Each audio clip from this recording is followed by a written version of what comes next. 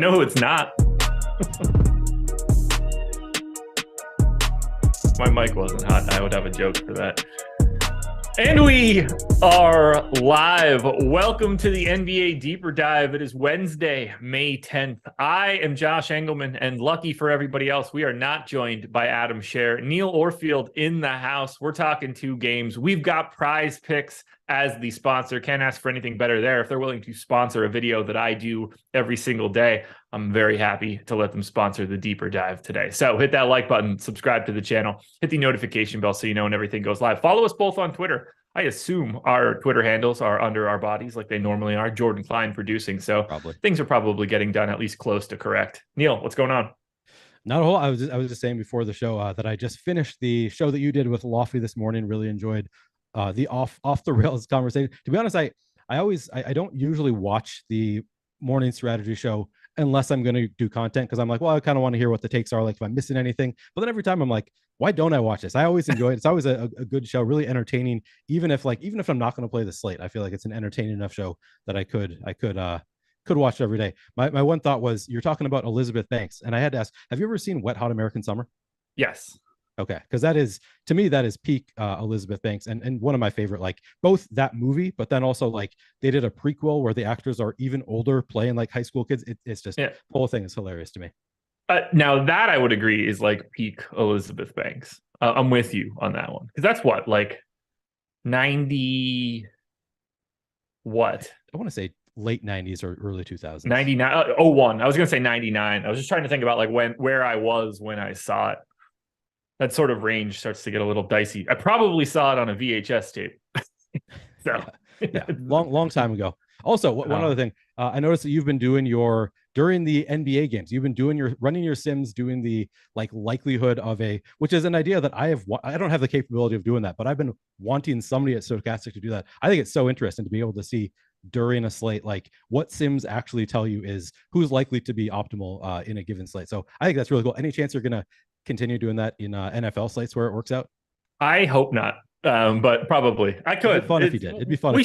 Doing it at the end of the 1 o'clock games would be interesting. I would need to present it differently because the optimal lineup in an NFL slate is meaningless. True. Yeah, that's true. Whereas like in this 2-game NBA slate, like for the most part, you probably need it unless you get some sort of like truly outlier guy like Daniel House yesterday. After the first game, he had a decent chance to be optimal.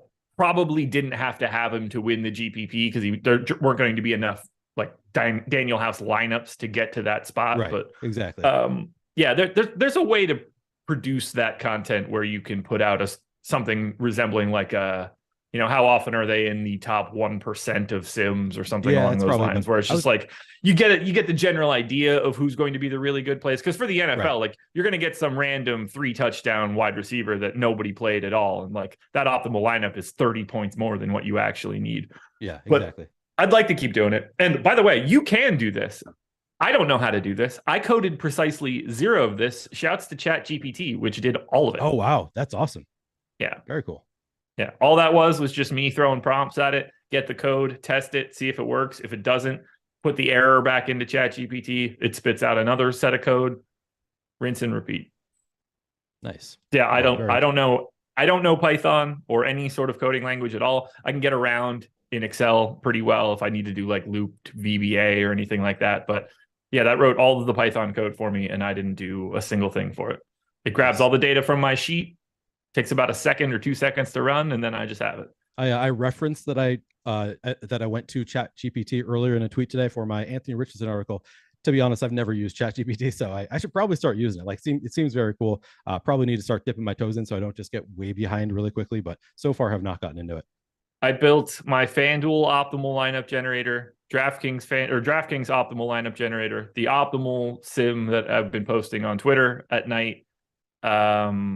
I started grabbing contest CSVs and cleaning them up and like delimiting everything. So it's all of this is through ChatGPT. Just sets up the script. Once you have it, you're good to go. It's crazy.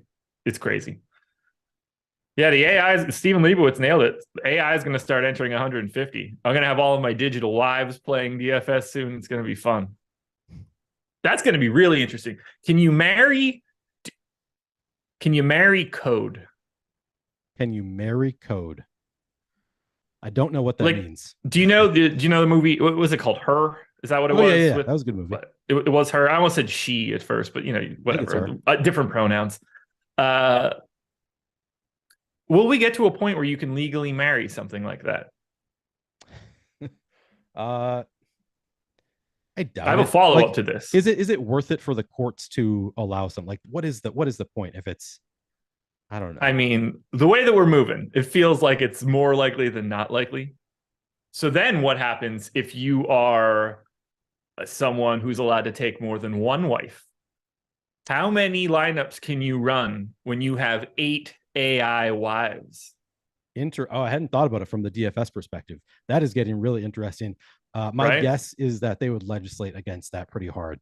Oof. I'd have to think.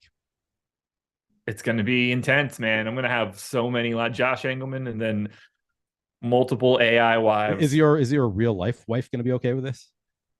I assume if I can put in that many lineups and I can provide some sort of value, I think I she's going to suppose. have to be fine. She'd be like the bottom bitch for me. She would be the one that runs the rest of them. Oh, of course, of course. Right? I think I Yeah. got that right. I think I'm using my terminology correctly. It's probably I time to talk basketball. I don't really know the terminology, but I'm just going to go with it. Yeah. I'm pretty chat will probably agree with me that I got the I don't think terminology of right. the bottom bitch as being somebody who's running anything, but I don't know. I believe per Dave Chappelle that is that would be the like the one that corrals all the gals, so to speak. Okay. Interesting. I could be wrong because this is not exactly my wheelhouse. But I think I'm right.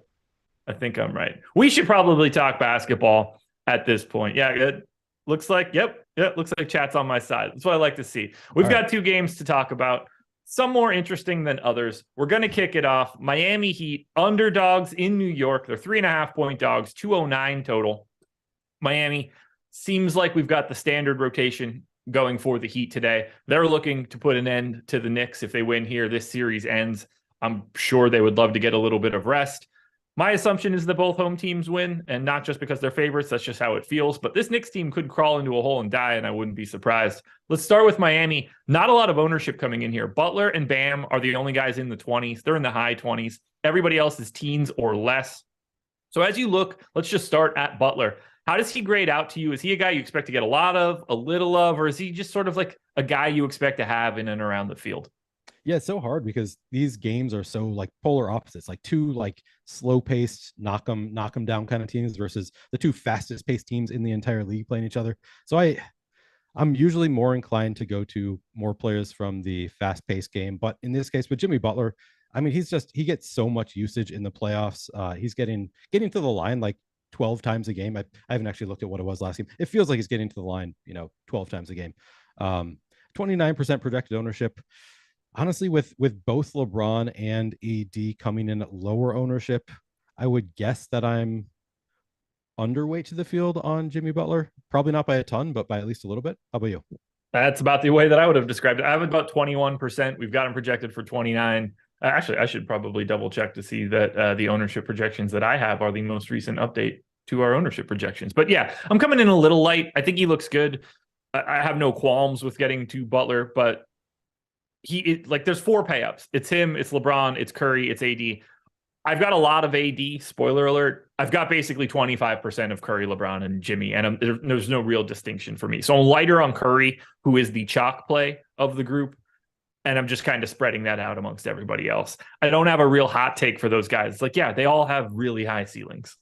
Wait, 28 seconds ago, we got an ownership update. That's perfect. Oh, nice.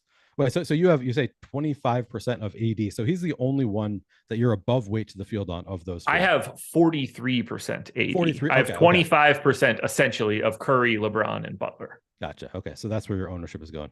Yeah, AD is the big stand for me right now, which helps, and we'll get to that in a bit, but I'm happy to have that stand be AD because I think the Lakers, I think if the Lakers are going to win this game, it's going to take a monster out of AD. I don't think we get as much out of LeBron. So I'm getting the one that I want from the Lakers side. I am admittedly a little nervous because I think the Golden State Warriors smack the Lakers, and I don't want either of those 2 guys. But what I want and how I'm going to play DFS, 2 different things. Yeah, I gotta say that was one of your wilder like DFS. I guess it wasn't a DFS take; it was just a sports take when you were talking about the Lakers are not going to give full effort. Essentially, was Yeah, basically your take this morning. I mean, they could close out the Warriors. Like if they have any sure. opportunity, I could see them giving up early. But like I think at least for like the first half or three quarters, you have to imagine they're going to be going all out. Do you? Yeah, I don't expect them to go out there like the Globetrotters and like tossing fake buckets of water on kids in the stands and like taking it super simple. But I just don't think they're going to dial it up until like they absolutely have to in this one. Yeah. We've seen LeBron. I don't want to like dredge this up or anything because it's just like the way that I see this game happening. It has nothing to do with DFS, but Yeah. I just don't think like we know that LeBron knows how to take plays and sections of games off True. actively. And I just think he's more likely to do that today, with the knowledge. I know that if we don't when we go to LA, I'm going to let it rip. And unquestionably, if we have to go to a seventh game, I'm going to let it rip. I don't know if I could do that for 3 straight. This is the one where I think you take your foot off the gas lightly, see where you're at. Look, you could get like hot shooting out of D'Angelo Russell early, and all of a sudden, like you can take it a little bit easy, or vice versa. You get blown out early and you can do it. But if it's the middle of the third quarter and it's a close game, you're going to get every bit of AD and LeBron down the stretch as hard as they could possibly play. That I don't disagree with. Okay. But yeah, I guess I can kind of see what you're saying. It's just like if they don't win this game, it feels like both of the next 2 games they have to be like balls to the wall. Like at that point, it's like both of those are must-win games. It feels like. I mean, back in LA, like sure you have another opportunity, but like you're going back to Golden State for Game 7 in that scenario. They're obviously feel like kind of must-win games. So it'd be really nice for the Lakers to be able to close it out tonight. So I don't know. It's hard for me to imagine them not just like going all out here, but we'll see. Any major thoughts on Bam Adebayo? Currently I have him in a third of my lineups. Let's see. I just started making lineups, so that's just kind of based on his projection. Yeah, he's 7,600. We've got him projected pretty well at just under 37 points. The field's at 26%. Currently I'm above the field. I don't know if I'm going to end up there, but the price is right for Bam. So yeah, I think probably I'm going to be not far from the field. I don't have any really strong takes here. He's obviously been kind of hit and miss this series, but yeah, the price is right there. Do you have any strong take there? For the first time in a while, I'm relatively neutral on Bam. He was looking great during the last game, at least early. He was like very close to being a lock play from an optimal perspective. He ended up being still a good play, but it faded a little bit down the stretch. Right now, I'm still neutral. I'm either neutral or very light on the Heat. And this is where I guess we'll get into the interesting part.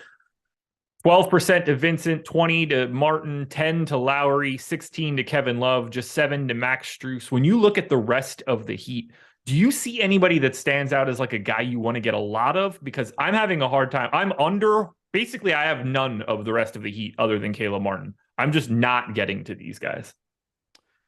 Yeah, I mean, there's nobody that I want to get to a ton of. I'm trying to think of like we have them all projected at relatively low ownership. So it's kind of like, you kind of want to spread it out, but it's hard to really predict what's going to happen with the Heat beyond Butler and Adebayo. Like it's just like any given game, it feels like one of these guys is probably going to have a good game between Lowry, Vincent, Strus, Love, Martin.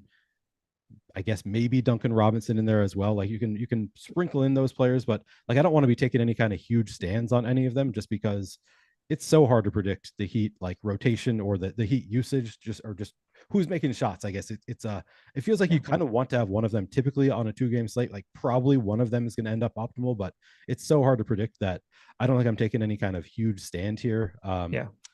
Yes. Love is 17% projected ownership. I guess he's up at 4,700, 23 minutes each of the past 2 games. Maybe Love. I guess we only have Love in for under 21 minutes. I gave him 22, so that makes sense to me. Okay. Yeah, maybe I'll bump him just slightly, but we got him at 17% ownership. I don't think that's going to put me far off that 17%, but probably Love is the one that I'd be most inclined to go above weight to the field there of those secondary, tertiary options. But yeah, no real strong takes from me. How about you?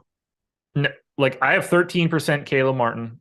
You know, the price tag is helping there at 4,200. Yep. But I'm still under the field there. I don't have a single share of Max Strus. I'm fine with that.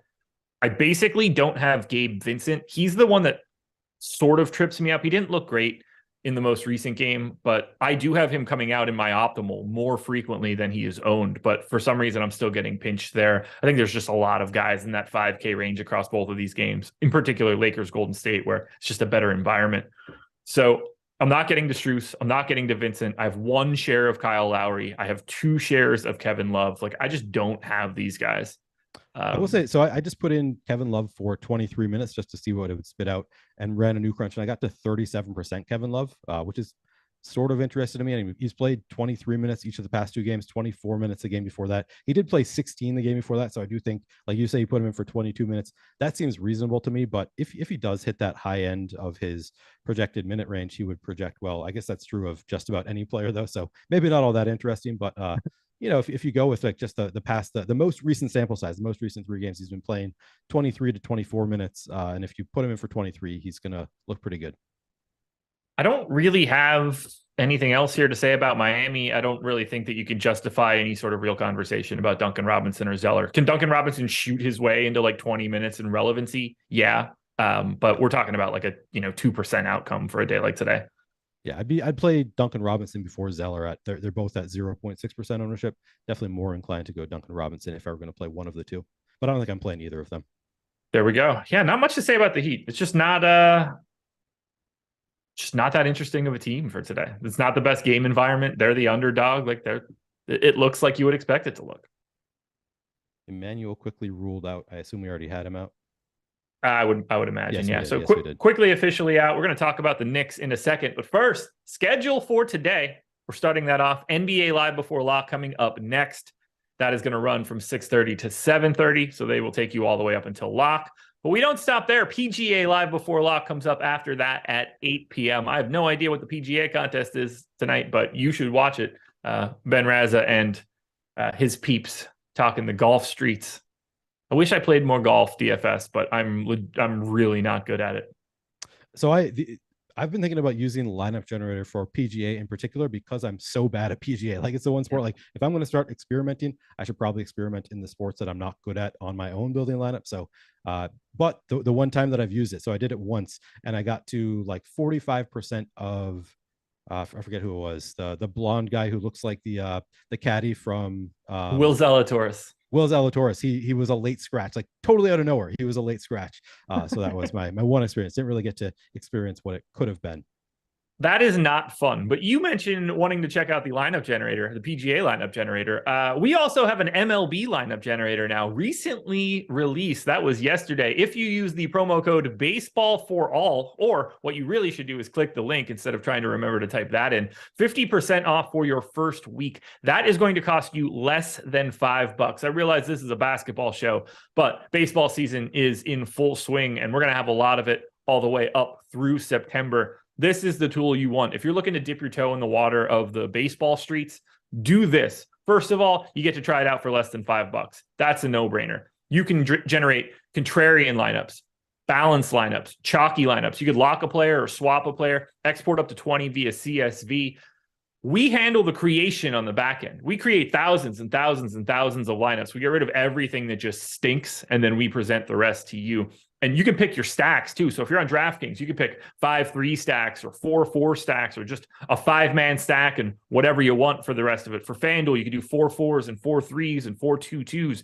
So there's stacking built into it as well. You get all of this stuff. You'll see the projections and ownership, all of it. First week, less than $5. Don't sleep on this deal, folks. If you're looking to try to do some baseball DFS, this is absolutely the way that you should do it. And hit that like button, by the way. 930 people, 90 likes. There's no reason that we shouldn't get to 150 right now. Let's do it. 150. Now, the Miami Heat are slightly the opposites to what I've got for the New York Knicks. Knicks favorites here, 209. They lose, they go home.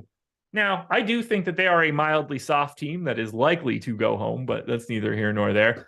Big ownership coming into Julius Randle at 8,200. He's 50% owned. To Quentin Grimes, who is essentially 50% owned.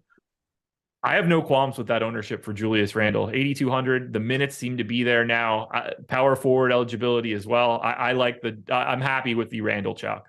Yeah, I'm right with the field currently. The field we Same. have at 54%. I'm at 60%, so slightly above the field.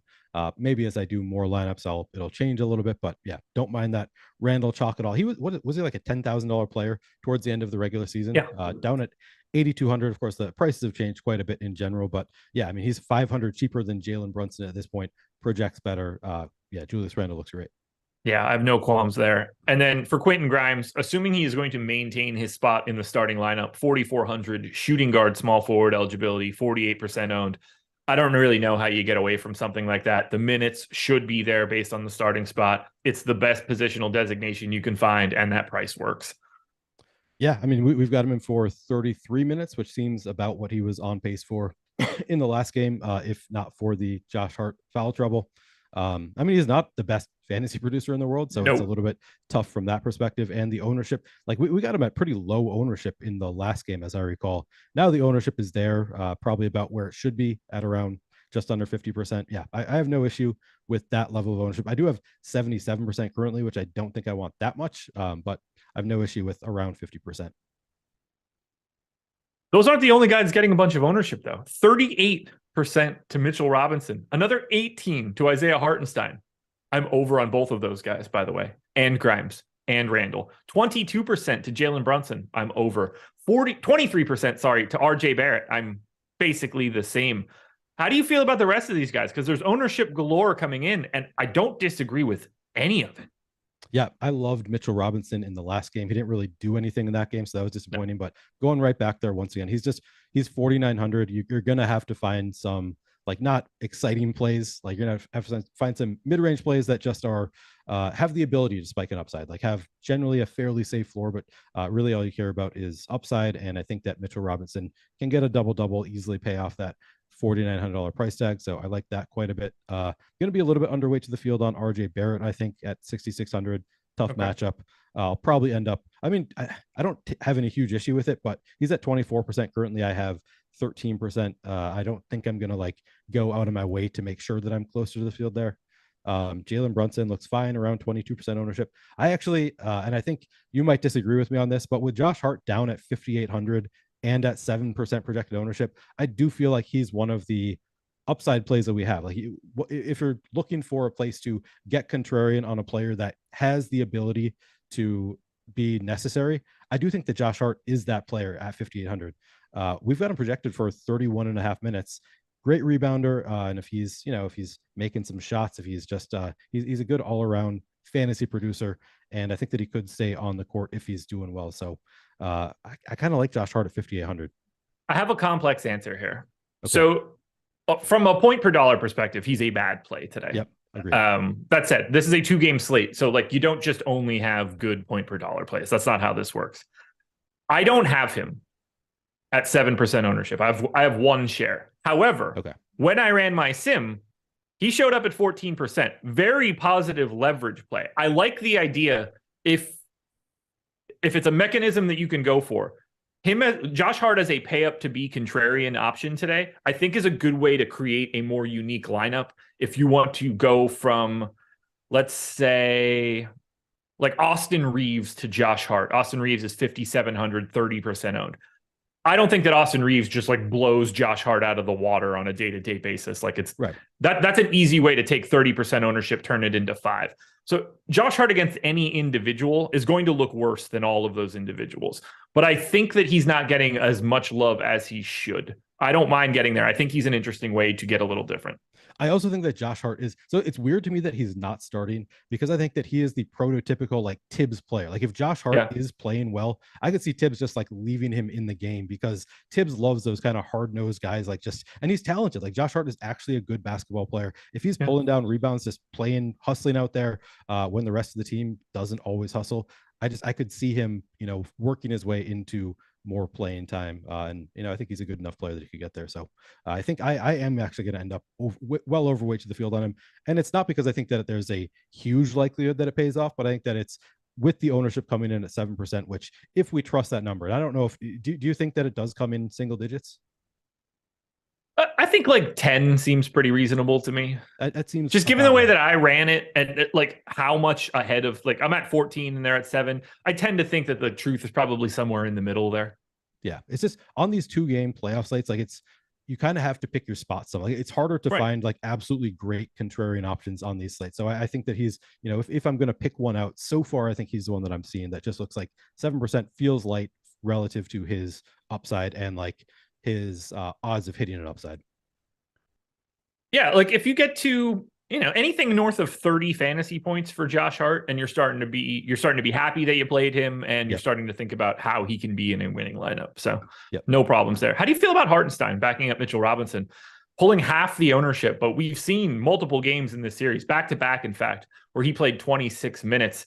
It doesn't take much for him to get out there to play a couple more minutes, and at 3,500, that is kind of interesting to me. I'm 2xing Hartenstein right now, and I'm still over on Mitch. So he's at what, 17% ownership? Yeah.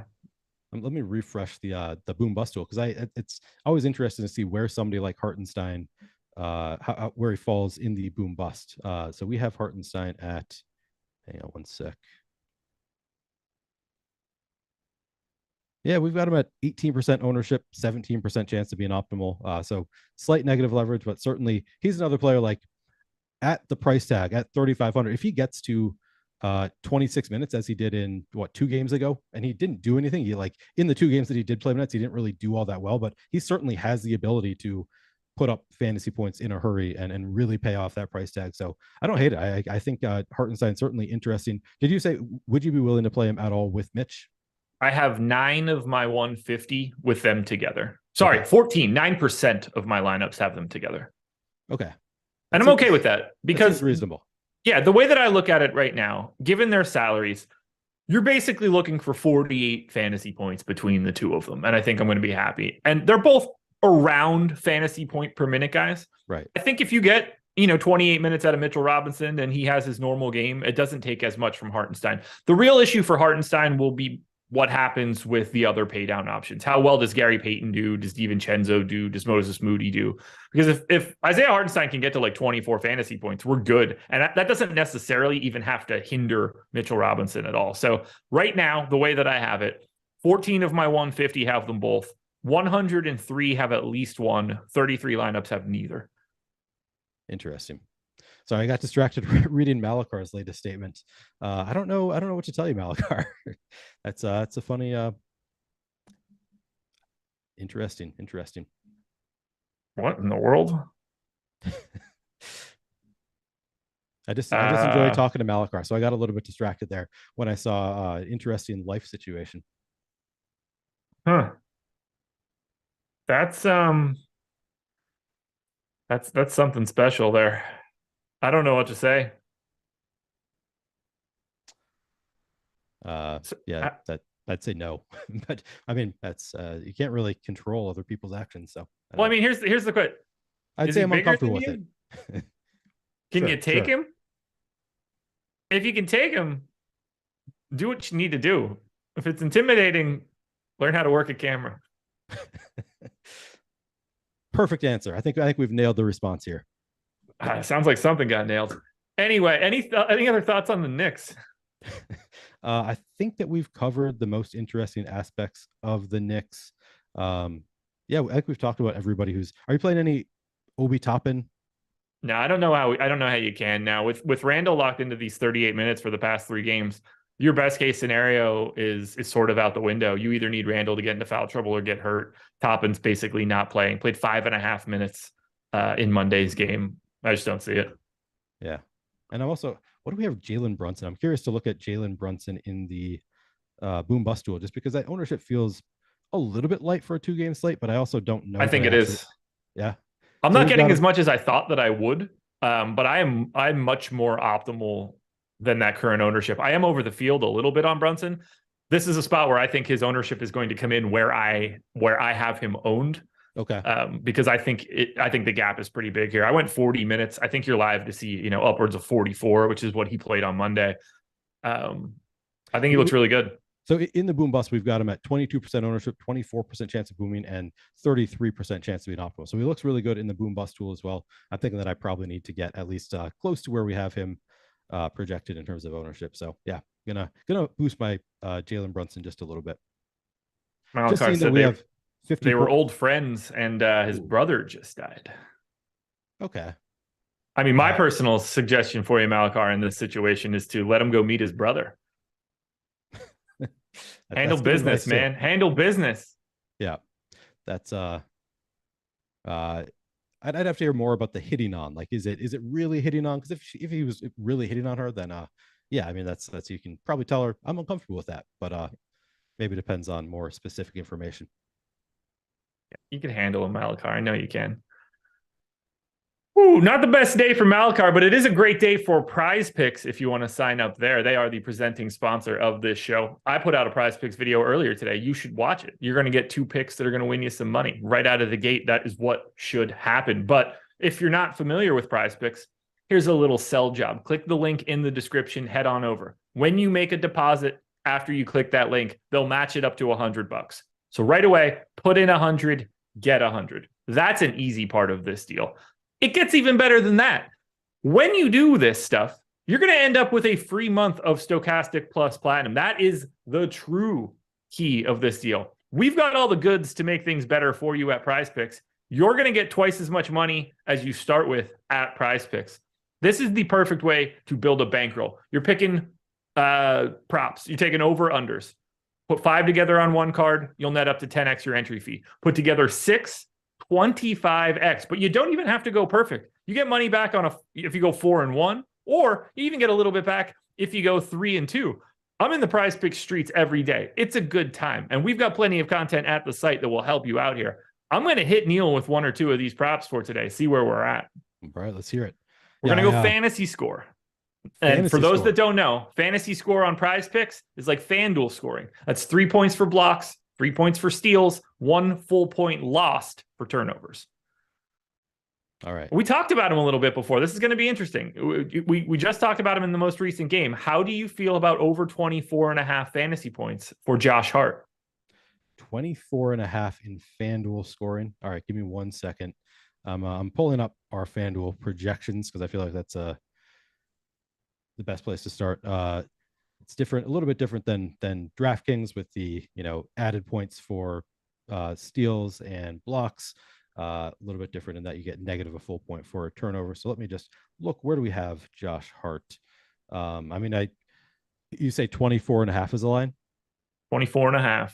We've got him at 24, so it's hard for me to really. It'd probably be a push for me just because I like Josh Hart so much today. It'd be hard for me to want to actually take that under, but the under definitely looks better according to our projection. I got him at 23.9, but I would not be taking either one of those guys at that number.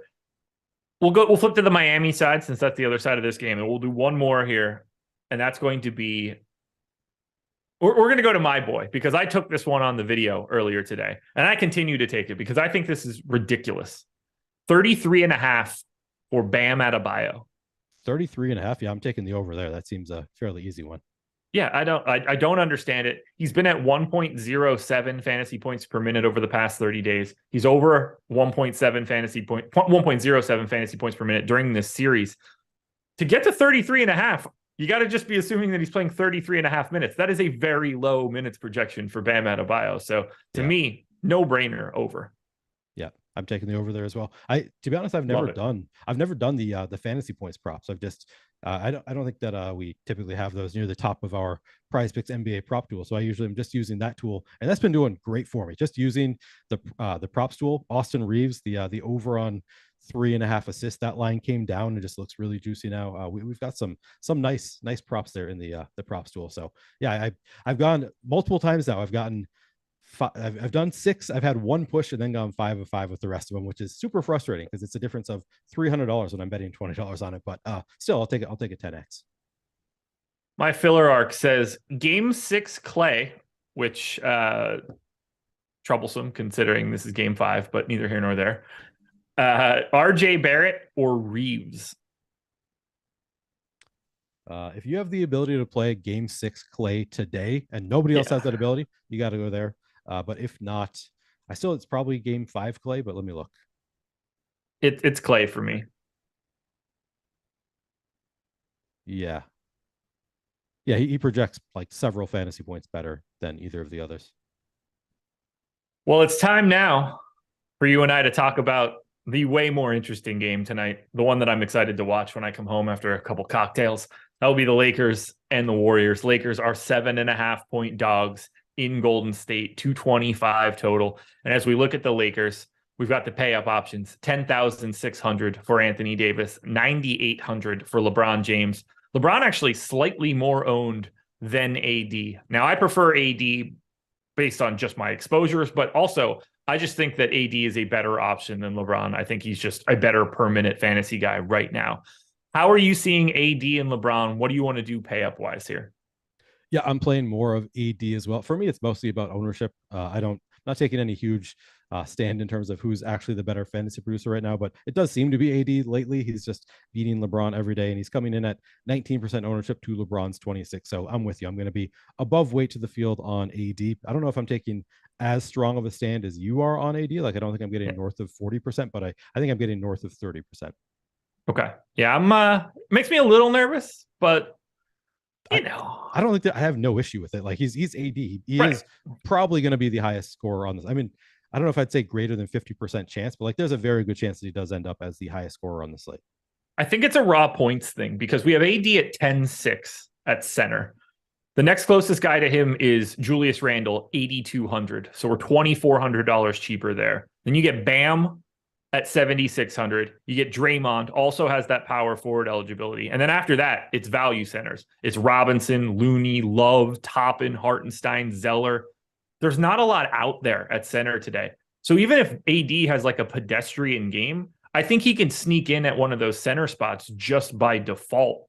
If you happen to get like a bad day out of Julius Randle or Bam Adebayo, where now you're talking about guys with raw point ceilings that aren't as high, like Mitchell Robinson's raw point ceiling today isn't crazy. AD can get there just sort of by default. And that's why I think I'm getting to him a little bit more. There's just not enough at the center spot today for him to have like a lot of competition. Yeah, but like, do you think the center spot, is it a better, like, do you think there's more cost value to play a power forward, opportunity cost to play in power forward relative to center? Like, I think it's like relative to most of these slates, the opportunity cost isn't as high at center today, but it still feels like relative to the other positions because you can only play two. Sure. I think the fact that Anthony Davis is the highest, well, at least for me, the highest projected player on the slate too is helping. Well, yeah. Oh, okay. So he's eligible at both. Oh no, sorry, I'm on FanDuel now. I'm just in the wrong spot here. If he were eligible at power forward, I don't even know how much I would have. It would be a staggering amount. Like, we have Steph 1.5 ahead of Anthony Davis today. I don't agree with that. Yeah. All right. So it's really just Mitchell Robinson, Bam Adebayo are center eligible. I'm probably not really worried about Looney. So yeah, definitely less opportunity cost than there has been on recent slates. It's just a matter of like, I don't know that I still think there's about as much opportunity cost as there is at any other position.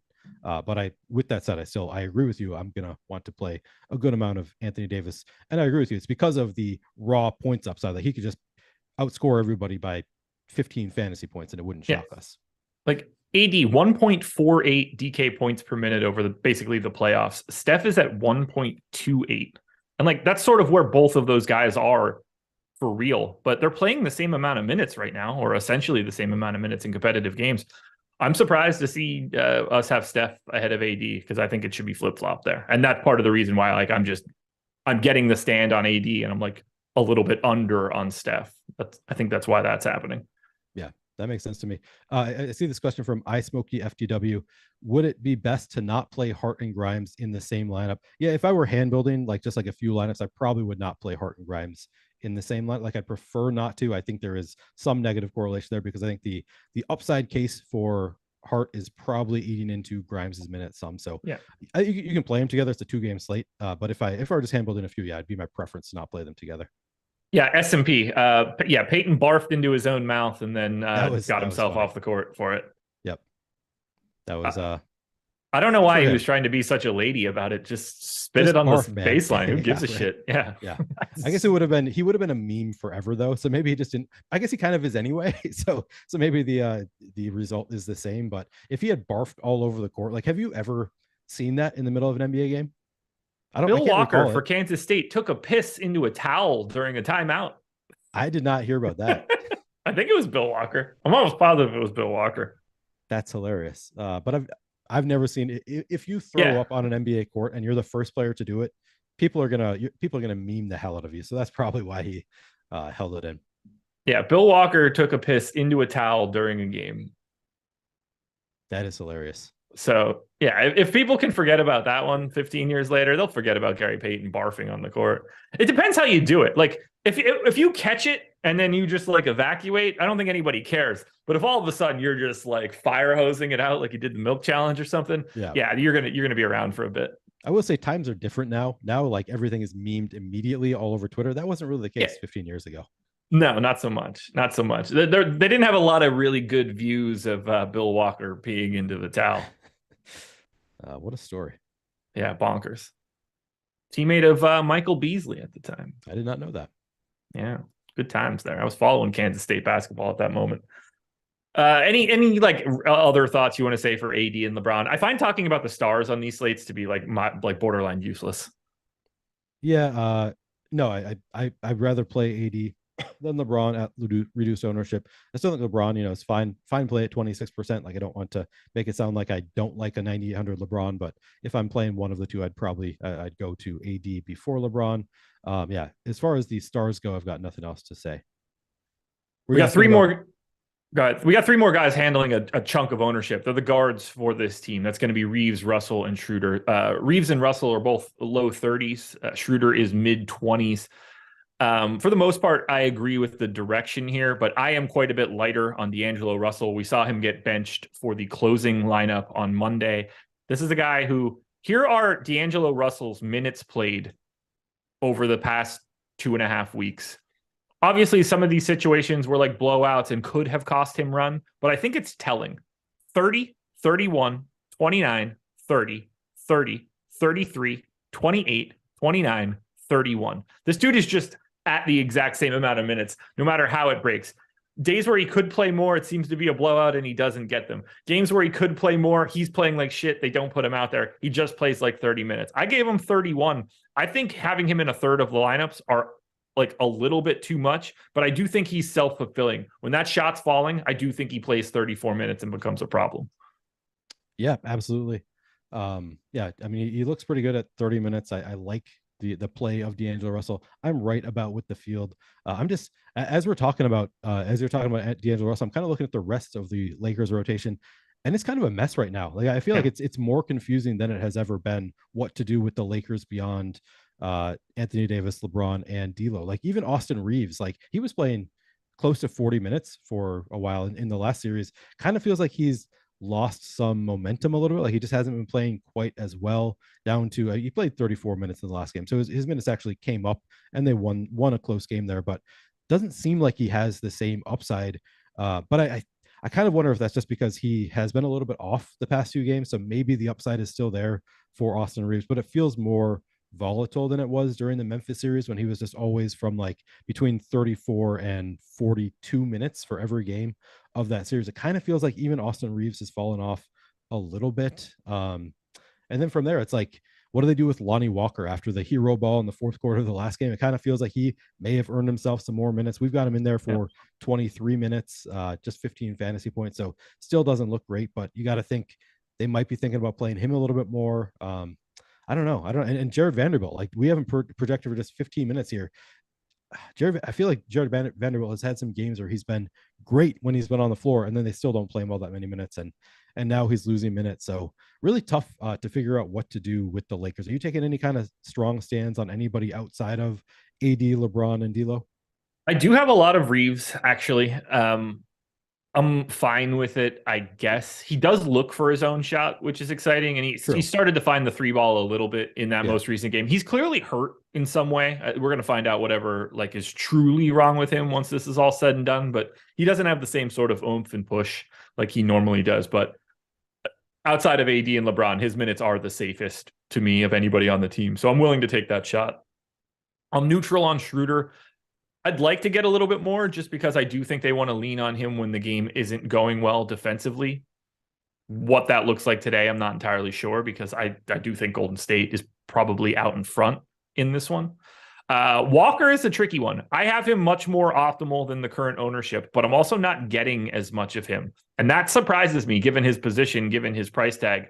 But we've got him at 4K. We've got Schroeder at 4,100. Different positional eligibility, but they both have the MPE. I have Schroeder a little bit ahead of Lonnie Walker, and that seems to be slowing me down at least a little bit. You've got Grimes and Caleb Martin both in this area, sort of doing the same thing that Lonnie Walker is doing. And you kind of need him to like sort of play perfect again like he did last time. But I think 23 minutes seems about right. I do have 12%, so I am over the field. But I think you could advocate for a little bit more Lonnie Walker. It's just going to feel like you're chasing. And when I don't mind chasing either. Like that's not the way that I look at it, but it is going to feel weird to go to him aggressively. Yeah, exactly. When everybody just saw him playing the air ball. I do not recall Dennis Schroeder played 35 minutes in the last game. I actually watched that game from start to finish. I do not remember Dennis Schroeder playing 35 minutes, and I guess he only scored 19 fantasy points. So maybe that's why. What was the reason for Dennis Schroeder playing so many minutes? They were not happy with the way that things were going for Vanderbilt, so they brought Schroeder in for D. And then when he came in the middle of the third quarter, he just never left the floor again. Interesting. I mean, if you think that's a possibility, I guess we've got him in for 27 minutes, which feels fair for Schroeder. He played 20 the game prior, 19 the game prior to that. So 35 feels like unlikely to be repeated, but kind of interesting. I don't think of Schroeder and Vanderbilt as like cutting into each other's minutes, but I guess if you just want to go to a completely different lineup, kind of makes some sense. Well, they're two guys that are going to be like guys that are trying to guard Steph Curry, as weird as it sounds. They might be coming at it from different ways, but they sort of are in competition for each other. Man, weird to see. I'm struggling with what to do with all these secondary, tertiary options on the Lakers. They just I feel like it's actually similar to like what we were talking about with the Heat. It's like one of these guys is probably going to go off, and I have no idea which one it is. So I kind of want to just spread them out between. Reeves, I'm going to be above weight to the field. I have 37% Reeves. I think I'm just going to keep that. But outside of Reeves, it's like Schroeder, Lonnie Walker, Vanderbilt. I have a share of Rui right now. I think I'm okay with having a share of Rui. But it's just those guys is kind of a mess for me. I don't know what to do with it. Any other thoughts on the Lakers? No, I don't think so. Folks, one, hit the like button. We're up over 170 now. 200 is in our sights. Let's cross that 200 mark. There's 1,400 of you here. You should also check out our BetPro videos because you can sign up for BetPro and get a 7-day free trial if you're a new user at least. That's like an incredible deal. It costs you absolutely nothing for 7 days. Here's what BetPro is. We have this projection model for our DFS side. This model has been built by Alex Baker, Awesemo himself, Steve Buzzard. You know him as DeColt. You see him at the top of every single contest that exists in every single sport, every single day. You also have Shanzan, also known as Shanzan, putting together all of the goods. We've taken this DFS model, we've applied it to sports betting. Lets you get all the data right in front of you so you can get expected win rates, how much of your what percentage of your bankroll you should put down. We got tons of it. And BetPro has been profitable over the life of its existence, up 2.5% over the lifespan. You're profiting if you're just simply blindly taking the positive expected bets. Now, you want to cull that list down a bit? I think you'll probably be in even better shape if you wanted to be. Again, 7-day free trial. It's $30 a week normally. It's $100 a month normally, but you can check it out for that first week for just $0. 7-day free trial. Why don't you want to try free stuff, folks? I promise you, you will enjoy it. If you don't enjoy it, just cancel and you have no risk whatsoever. But I think if you are in a legal sports betting state, that this is going to be an asset for your life. It's similar to like the PrizePicks tool, the tools that I use, because I'm not in a legal sports betting state, but if I were in a legal sports betting state, absolutely, it's you just have even more options there because you can go cross books, you can see what are the best bets across books. Just a phenomenal tool. Final team for today, and we saved the best for last. This is the team pulling the most ownership. To me, this is very clearly the best team you can get to today. It is the biggest favorite in the highest total. That is the Golden State Warriors. Steph pulling 50% ownership, which I just have to say right out of the gate is too much. 50 to Wiggins, 40 to Clay, 65 to Gary Payton, 58 to Draymond Green. And I don't have like a huge problem with any of those numbers. I think everybody that I just mentioned is at the very least a good play to a great play, and they should be getting a ton of ownership. Do I think like Steph's numbers a little high? Do I think Gary Payton and Draymond are like a tad high? Yeah, but these are still guys that I have in 50% of my lineups too. I can't, no qualms whatsoever. Get to all of it. Yeah, they look great. Steph, like, is it even that? What do we have? I'm curious what the boom bust tool says about Steph. Like, it's clearly, yeah, just a little bit too high though. Like 51% projected ownership, 46% chance of being optimal, 48% chance of booming. So like, it's a little bit high, but it's still not anything crazy on a 2-game slate. I think it makes sense. You and I are probably going to end up lower because we're just going to go to the lower owned AD from the Lakers. So it's going to naturally get us away from Steph just a little bit, but I don't hate the 50% ownership. No, like I don't think it's crazy. I think he's a better option than LeBron. I think he's a better option than Jimmy Butler. He came out of my sim optimal at 37%. Like I said, I was a little bit lighter than AD. If I negate those a little bit, you're getting into the mid 40s and we're right on the same page. So like, I don't have anything really to add or quibble with. 50 just seems like a lot given the fact that there are other pay up options. Like it just, to me, I want to blend those a little bit more. But if you want it to be Steph on a day where I think the Warriors are the best team, please go that direction. The only thing that I worry about getting 50% of Steph is if it is a Clay day. Yeah. But like, you can't really predict that. And like, I'm not setting any kind of rule to not get Steph and Clay together, are you? No, not at all. And I'm happy to, and I'm happy to have them both. But like, if you're getting a day where Clay's chucking and it's going, like they are competing for the same stats at that point in time. Then you need both guys to have outlier shooting performances, which could happen. But when they start doing that, they're also probably not playing as many minutes as you would like. Now maybe they get there anyway because of it, but I think Steph's biggest barrier is just if it happens to be a Clay day. I'm getting to a bunch of Clay. I'm still getting to some Steph. I have more Andrew Wiggins than I have anybody else on the Warriors. I love all of these dudes. I've got no problems. I have one guy that I like way more than the public does right now. So I'm going to hate you with that one right now. What are your thoughts on $3,200 shooting guard Moses Moody? So I knew that you were going to say that because I watched your show with Lofty earlier and I heard that you were interested. Sure. I currently have one lineup with Moses Moody out of 30. We've got him. Well, he's played 19, 20 minutes the last 2 games. He's played 26 the games prior to that. Yeah, I'm debating whether I also I'm getting away from I have currently 40% Dante DiVincenzo, and I just noticed for the first time that before I was adjusting everything, I was getting to like 55% Dante DiVincenzo, and I don't want that. So I think it makes sense to get to a little bit more Moody at the expense of DiVincenzo. But like, are you going well above weight to the field on 11% ownership? Yeah, and I'm under on DiVincenzo here too. I don't see these guys as all that different. I mean, Moody played 5 more minutes than DiVincenzo this last time out. They both played about 21 minutes in the game previous. They played 28 and 26 the game before that. I don't think that they're all that different on a per minute basis. In my baseline model, DiVincenzo's a 0.86 guy, Moody's 0.74. I think that we're more likely to get more playing time out of Moody. They seem to like him. Maybe that's not the case because they haven't been winning. Who knows? I like the shooting guard eligibility, but I like the ownership difference. And that's the real key for me. 29% to DiVincenzo, 11 to Moody right out of the gate. Like I just want to flip those two numbers because I don't think that there's any reason that it should be like that. I'm well north on Moody. It's a problem.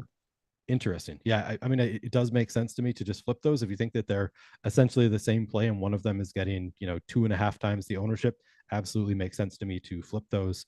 Yeah, I'm kind of figuring out what to do with those. I cut way back on my Moody. On my DiVincenzo, and I am trying to get to a little bit more Moody. So I might end up closer to where you are, but I still don't see myself getting to like 30% Moody. I could see myself potentially getting above the field.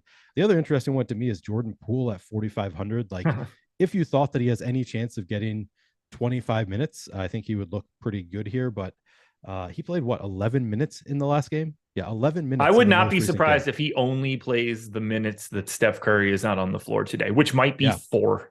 Yeah, no, I agree. It's like it just looking at the price tag on Jordan Poole and knowing who Jordan Poole, like he's not afraid to chuck it. It feels bad to not play him, but I think I'm with you. Like I think that he's largely out of the rotation at this point. So it's kind of hard to go there. He's just been so bad. He can't make a shot. He's terrible defensively. I just don't know what to do here. Dindo Garcia, Randall and Peyton versus Draymond and Hart. Thoughts? I mean, Randall and Payton are the unequivocal better options in that group. It is not close at all. However, kind of if the rest of your there. lineup is aggressively chalky, then you can start to think about going to that Hart side. But exactly, there's no way to not pick Randall and Payton in that duo. Yeah, just based on projection, which NBA tends to be more projectable than other sports. That is the objectively better duo, unless, as you said, unless the rest of your lineup is super chalky, then thinking about ways to get a little bit contrarian. And I don't hate flipping that 2x2. And then Windy City, best play 3,400 or less for utility on DraftKings. I mean, I'm going to say Moses Moody. It's either Moody or DiVincenzo. What was the price tag? 3,400 or less. Your choices are only DiVincenzo or Moody, unless you want to get real weird about Duncan Robinson. Yeah, it'd probably be.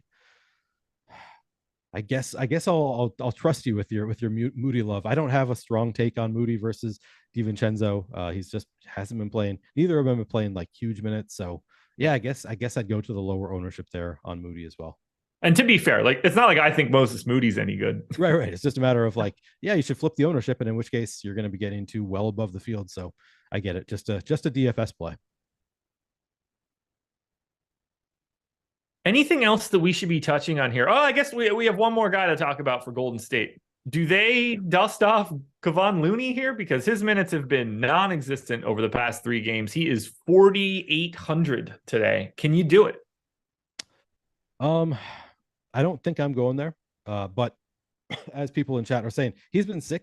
It could be any minute. He's feeling better. They decide to start playing Kevon Looney again, because he was playing pretty well earlier in the playoffs. So you kind of think they'd want to go there if he is feeling well. But it's been 3 games in a row, 12, 16, 11 minutes, and 11 minutes was just 2 days ago.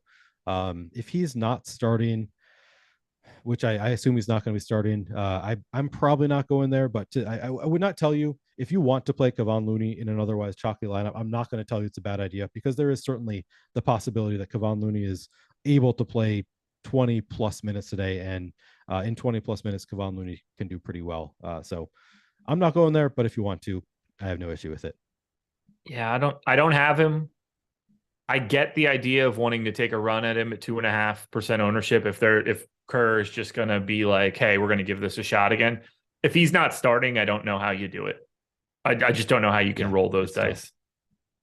And I assume Payton is starting again. So yeah, I would too. Anything else we should touch on before we get out of here?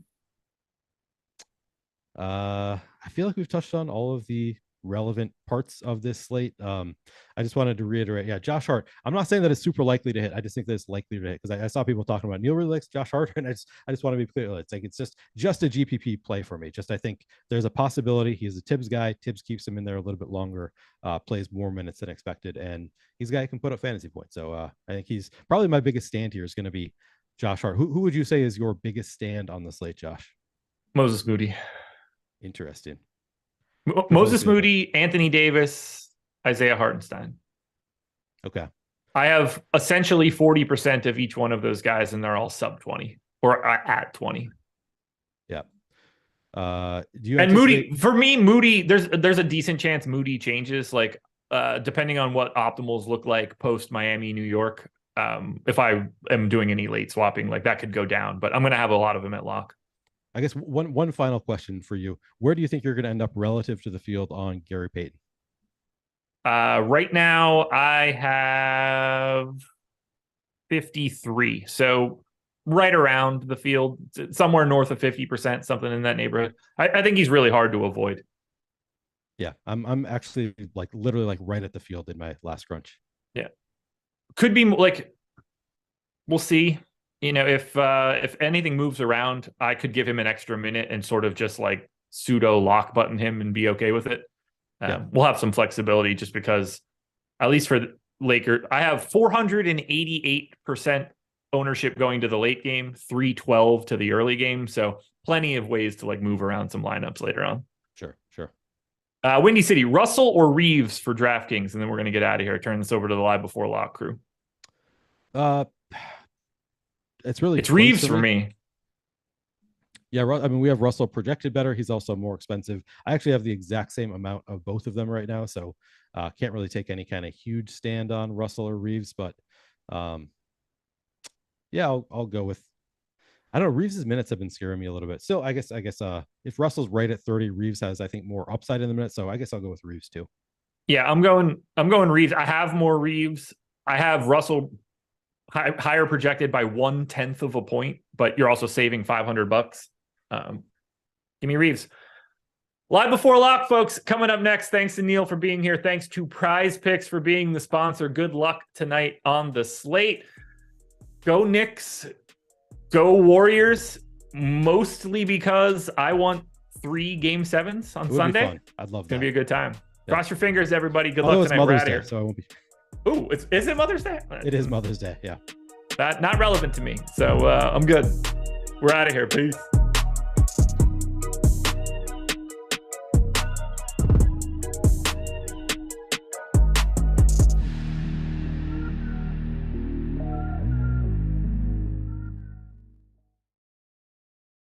Yo, it's that time of week again. Time to induct some of you fine people into the Stokastic Hall of Fame. Give away a whole lot of free memberships. $120 value, by the way.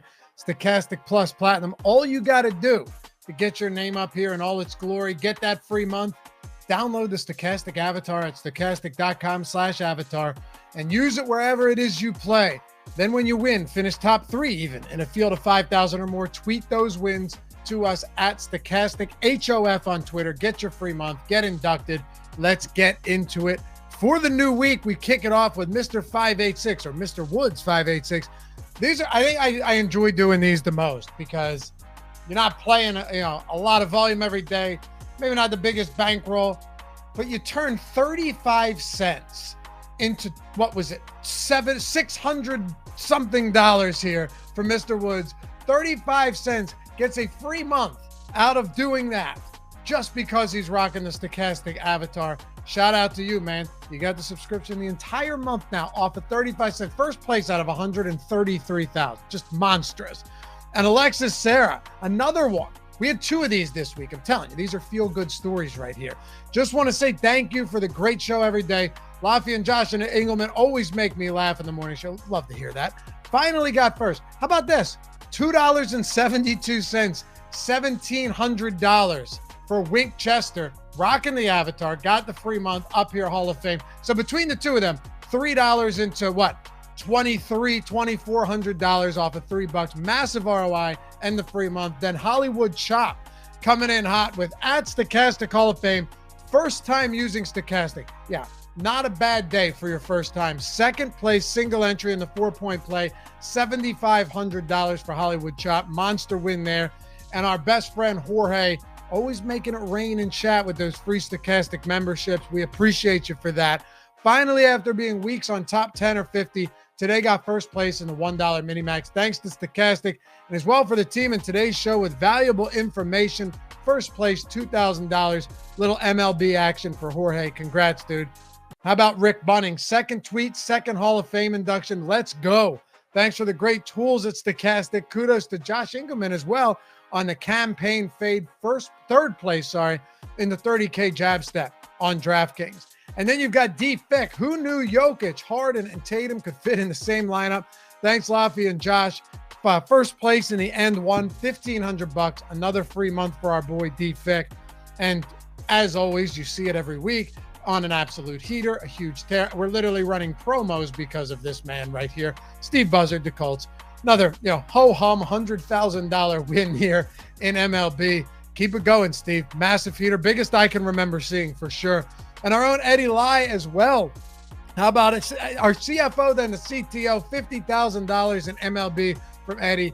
Just some flex emojis there coming from Eddie on Twitter. And Alex Baker, Awesome-O himself. Big week for these boys. It's not about how much money you win for first place. It's about the friends you make along the way. First place chop for Awesome-O himself, $11,000 there. A little NASCAR action, taking that one down. And we'll close it out with a little betting one because the Odd Shopper tools, be it the Parlay Builder or Odd Shopper Premium, have just been crushing lately. Fun night, Odd Shopper Hall of Fame. Hello, my friend. We'll throw it in this one. Why not? Because News God is our guy, El Negro Loco. You know him from chat. 4 big parlay hits on small wagers, making a massive ROI and closing out our Hall of Fame for this week. Remember, all you got to do Download the Stokastic avatar at stokastic.com/avatar. Tweet your wins at Stokastic HOF and get that free month. Get inducted into the Hall of Fame. Welcome to all of you, and welcome back to those of you who have been here before. We'll see you back for another edition next week.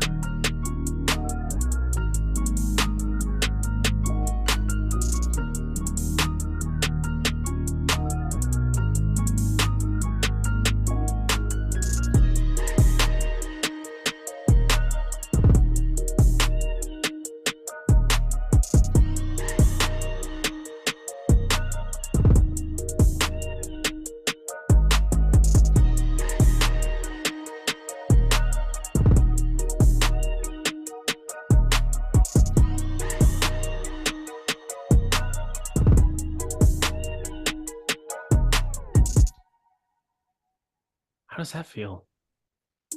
PrizePicks today. I know.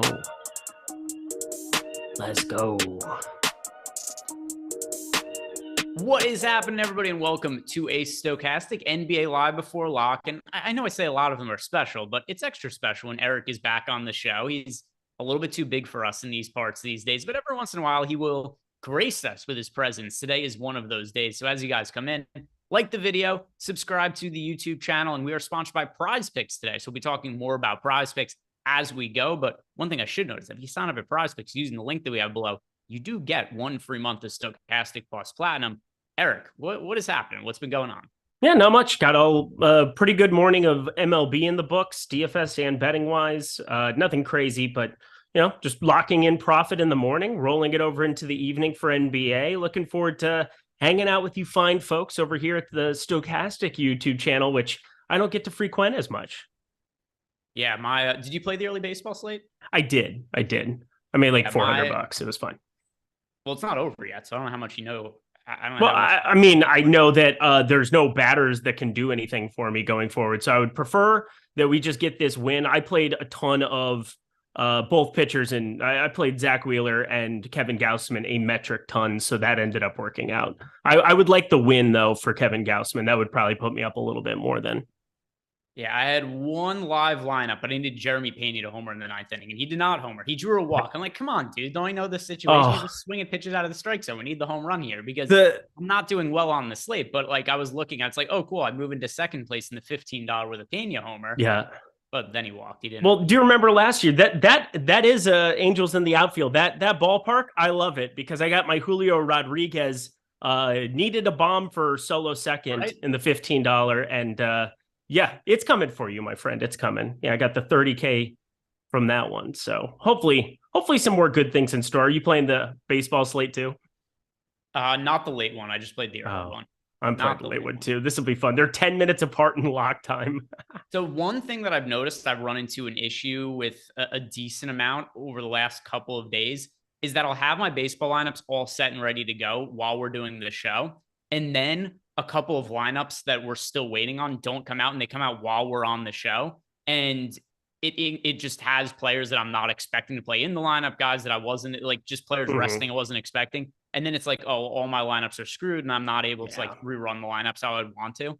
So I'm not playing the night slate of baseball today. I only played the early one. The early one was the main slate today, but so you are playing the late one then? I'm playing the late one. Yeah, it's like 25K to first. So I was like, I'll throw a couple in there and then play the $4. They did an interesting thing with the $4 on DK today. It's 5K to first, even though it's like 4,000 entries. So I thought that was pretty interesting. I felt like I kind of had to show Ohtani home run. That'll probably change something.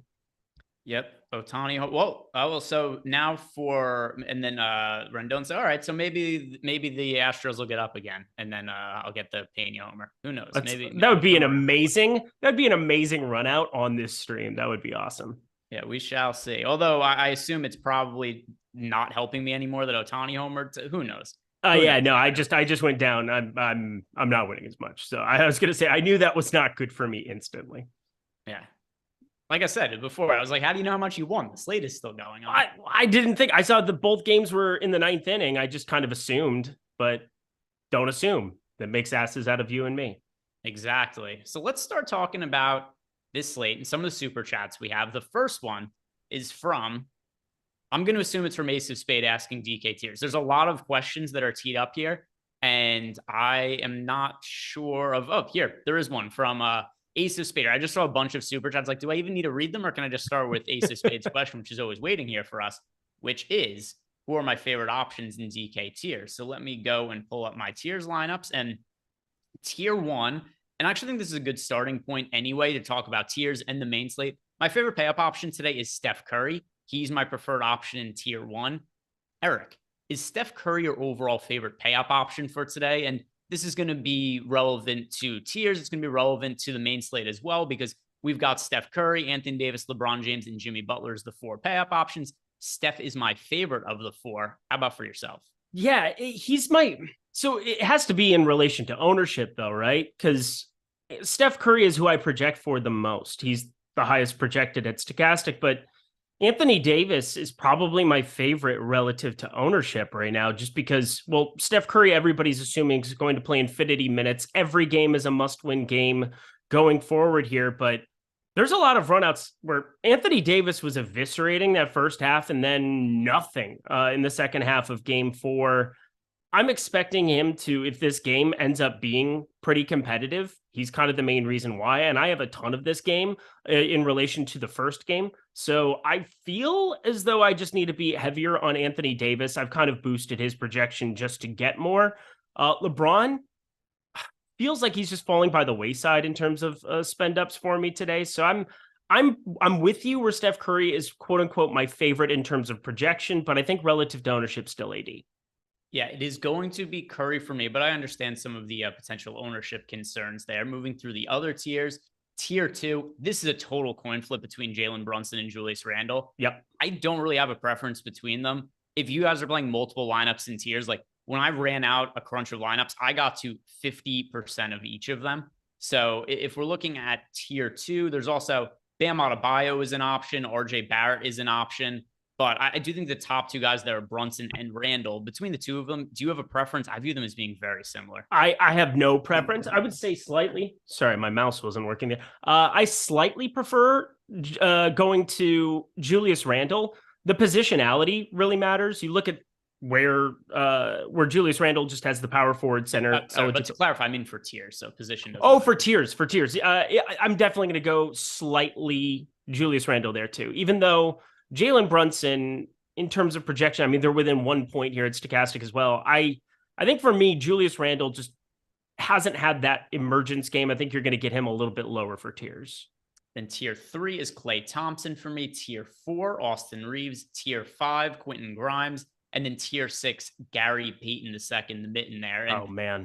I want to ask you, do you think Payton starts again? Like, I'm just assuming he starts. If he's not, It's not going to be all that hard for me to change it around. The Warriors have constantly moved around starting lineups. I just find it simplest for now to just say Payton starts.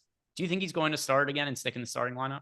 I do, but also Moses Moody, there's an outside chance, and I don't think it'll be that hard to get there. I think you could get Looney. You could be getting a lot of different iterations, but it shouldn't be too hard. Talked about it already.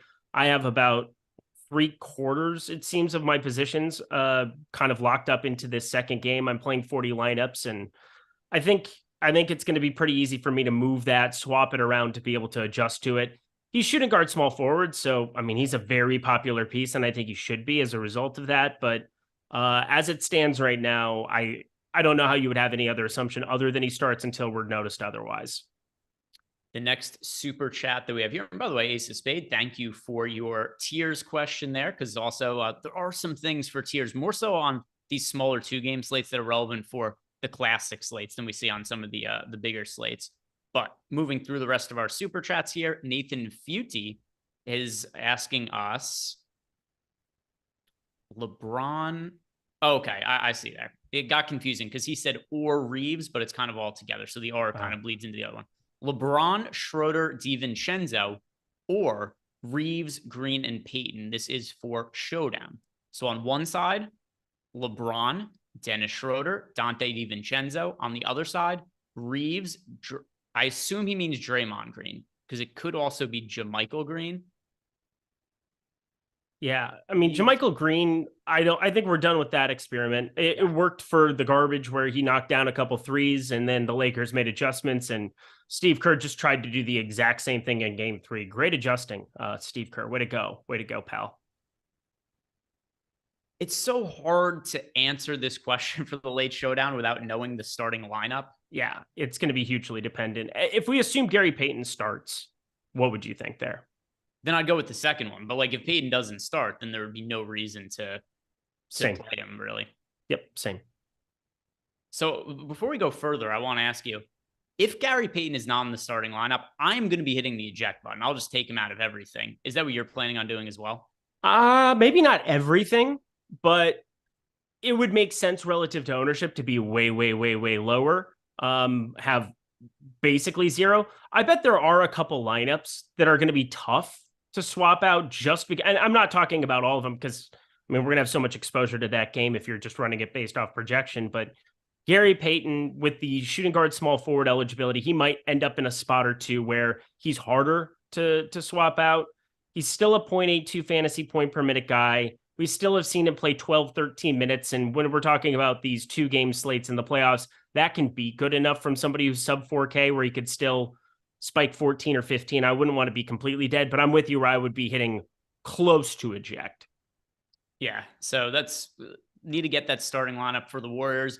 Not only do we not know now, we're not going to find out in all likelihood during the show. Maybe we will, because we did actually find out the other day that Gary Payton was starting like 10 minutes before the first game lock, but I don't think we're going to be getting that starting lineup anytime soon there, but we'll see what ends up happening there. Another super chat here from Bilbo Swaggins, Officer Michaels. McLovin, how's it going with the ladies? Fogel, it's not the going I'm worried about. It's the coming. Love the shirt, Greg. Yeah, I've got my McLovin shirt on here. So Bilbo Swaggins, very, very astute there, paying attention to my attire for the day. I love it. That has us all caught up on the super chats. If you guys have any questions for us in Discord and you're a Stokastic Platinum member or just NBA and you're in our Discord, at me and we could answer some of those questions, checking to see if we have any, which we do. Basti G wants to know if we have thoughts on the Knicks Miami Showdown game. I do not have lineups run for that. Do you, Eric? If not, I'll just run some right now. I do not. All right, Basti, I'm going to run some Showdown lineups right here so that I could answer that question for you in a second. So in the meantime, though, Eric, I want to ask you, so before you said that your favorite pay-up option, you were going towards Anthony Davis relative to ownership. Do you have a least favorite pay-up option at the high end? Yeah, LeBron James. It feels gross, but you get such a discount going down to the Jimmy Butler. Well, not Jimmy Butler, but to Randall and Brunson, who I'm landing on quite a bit as well. And then going up to Anthony Davis and Steph Curry feels more secure. Feels weird to short LeBron James, but he's out there to win basketball games, and he's realizing that he's got some teammates around him here that can make his job a lot easier. Anthony Davis being one of them. Not the Lonnie Walker thing. My God, if that ends up biting me today, that'll be really, really painful. We'll talk about him, I'm sure. But Austin Reeves, D'Angelo Russell, if he's knocking down shots, Dennis Schroeder, who I've been high on this entire series. There's a number of guys that can still do other things where it doesn't have to be all LeBron. And he's kind of played not second fiddle, but he's kind of taken a back seat to just the entire team here. I would say he's probably the one I'm most comfortable being underweight to. Yeah, I don't have an issue with that. As I look through my lineups, I'm actually underweight to all of the pay-up options who are not Steph Curry. My least favorite, it's tough. It's close for me between LeBron and Jimmy Butler. I have pretty similar exposure to them. It would be more on brand for me just to say Jimmy Butler, but I'll go with LeBron. But I'm underweight to both of them. Yeah. And like I said, I'm prioritizing paying up for Steph Curry today. The one thing over the course of the year, Jimmy Butler, of the 4 pay-up options, he was the worst fantasy producer of the 4. Mm-hmm. But now we're getting to the playoffs. And like you said, it's hard to get a read on LeBron. I think even Steph Curry had said that the other day, where it's like, I can't figure this guy out. He took like 0 shots in the first quarter of the other game. And it also has had a significant impact on his fantasy production, obviously, if he's not shooting as much. So we haven't seen quite the same ceiling out of LeBron. I still think it's there. I don't think his ceiling is non-existent now, but it is fairly difficult to go heavy on him, at least in my opinion, where he's still projected for 26% ownership. And then I think the ceiling is the same, but his odds of reaching the ceiling are different and his floor is probably lower. Correct. That's probably the way that I look at it too. It's also, we are getting so many minutes out of Steph Curry, assuming no foul trouble, assuming no injury. We're getting a better fantasy point per minute guy throughout this entire series in Anthony Davis.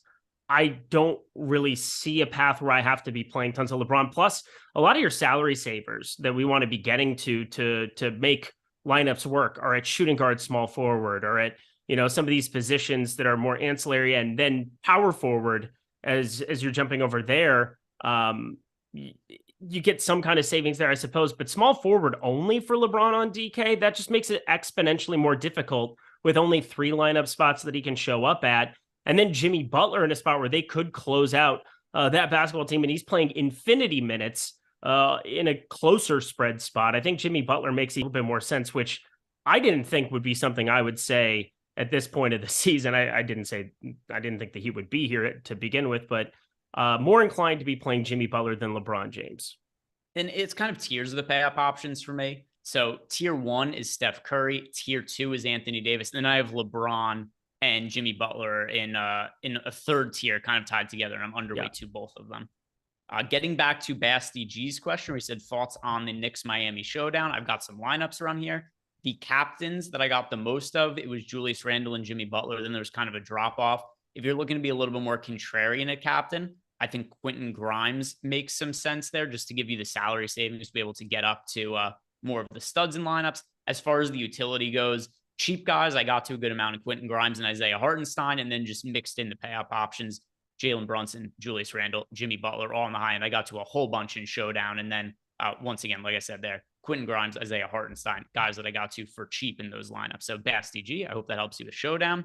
The next question we have in Discord is from M the Great One, I should say. M the Great One wants to know, how do we feel about DiVincenzo and Peyton in the same lineup? Do you have an issue with that, Eric? No, not at all. It's a 2-game slate, right? There's certainly some negative correlation. Mm-hmm. Now, the only thing I'm going to add to this is if neither of them start, then I don't really think you want to play them in the same lineup. That would be true. So we'll see what that starting lineup looks like. My assumption right now is that Gary Payton does start and it makes him a top value play.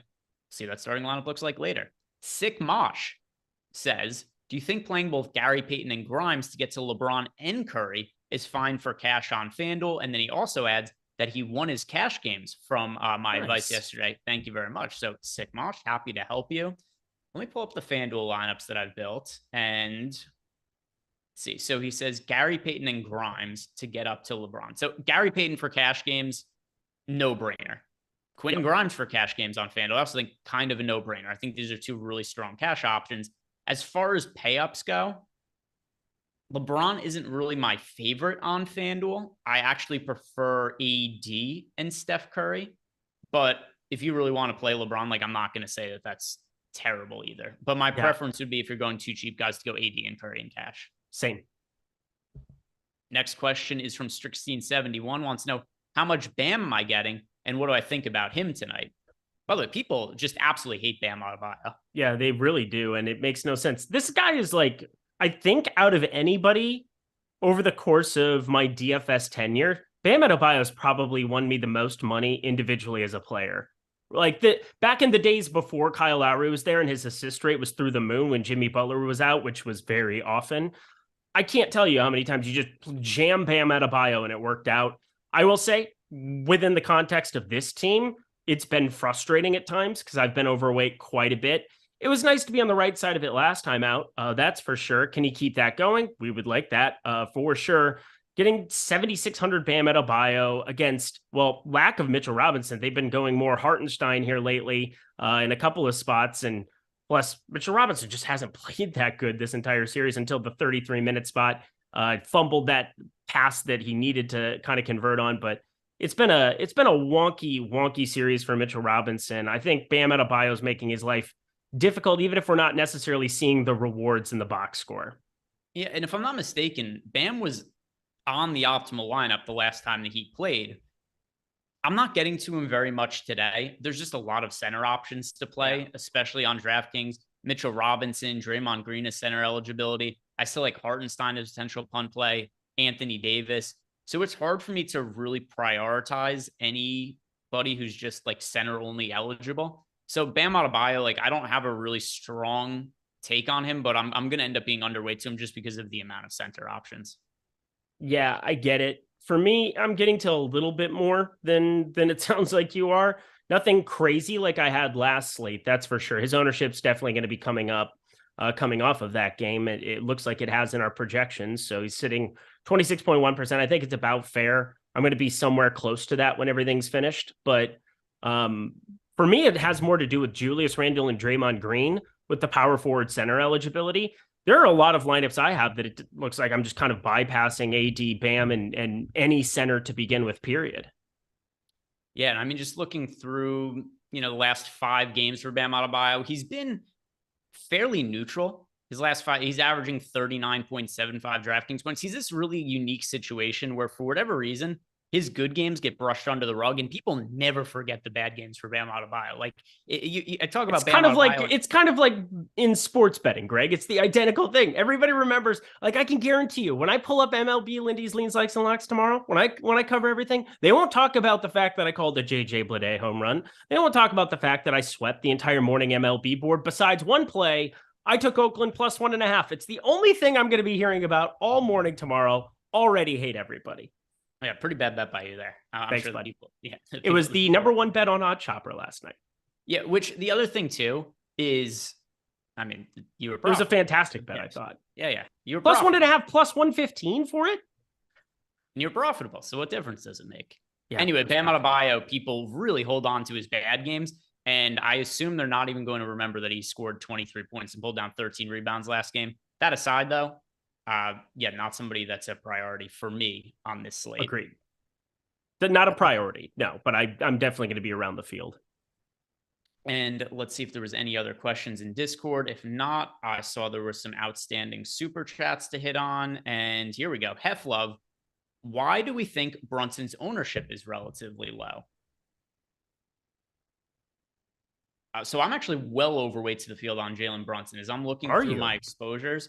Yeah, Brunson's somebody I'm quite a bit overweight to. Something else also with the Knicks, just considering where the series is, the Knicks being down 3-1, and we know how Tibbs runs his rotations, Jalen Brunson might play the entire game. I really like going to Brunson in this spot. Yeah, I don't mind it at all. In terms of why do we think Brunson's ownership is relatively low? I mean, just there's a lot of good guard plays today. It's the same thing before when we're talking about Bam Adebayo and centers. It's kind of hard to prioritize him, but yeah, it's just there's a lot of good guard options. So I mean, the main reason is that now he's 8,700. He's one of the guys on this slate who saw a price increase.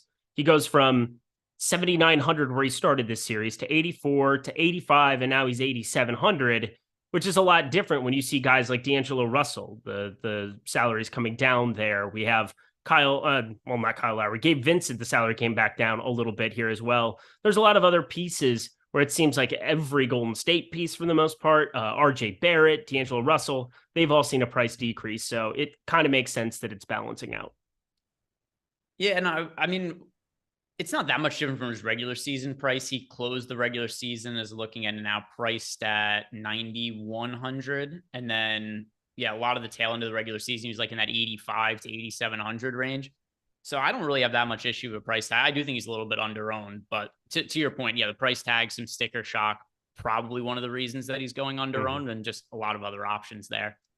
Anyway, we've got some more super chats to answer. This one from Nathan Futi. Nathan wants to know, Captain Curry, AD, LeBron, or somebody else for the showdown, for the late showdown?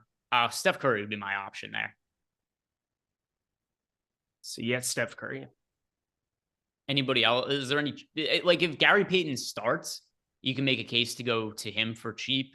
And then you can just play all of the studs. But I think Steph Curry is going to be the guy for me, just because I already had Showdown pulled up for Basti G's question before, and I ran him for both slates, and Curry was the captain I got to the most. Yeah, it's different. What's the difference between him and AD here in Showdown? I'm pulling it up right now. It's just slow. Yeah. So the difference between him and AD and Showdown. All right, switch.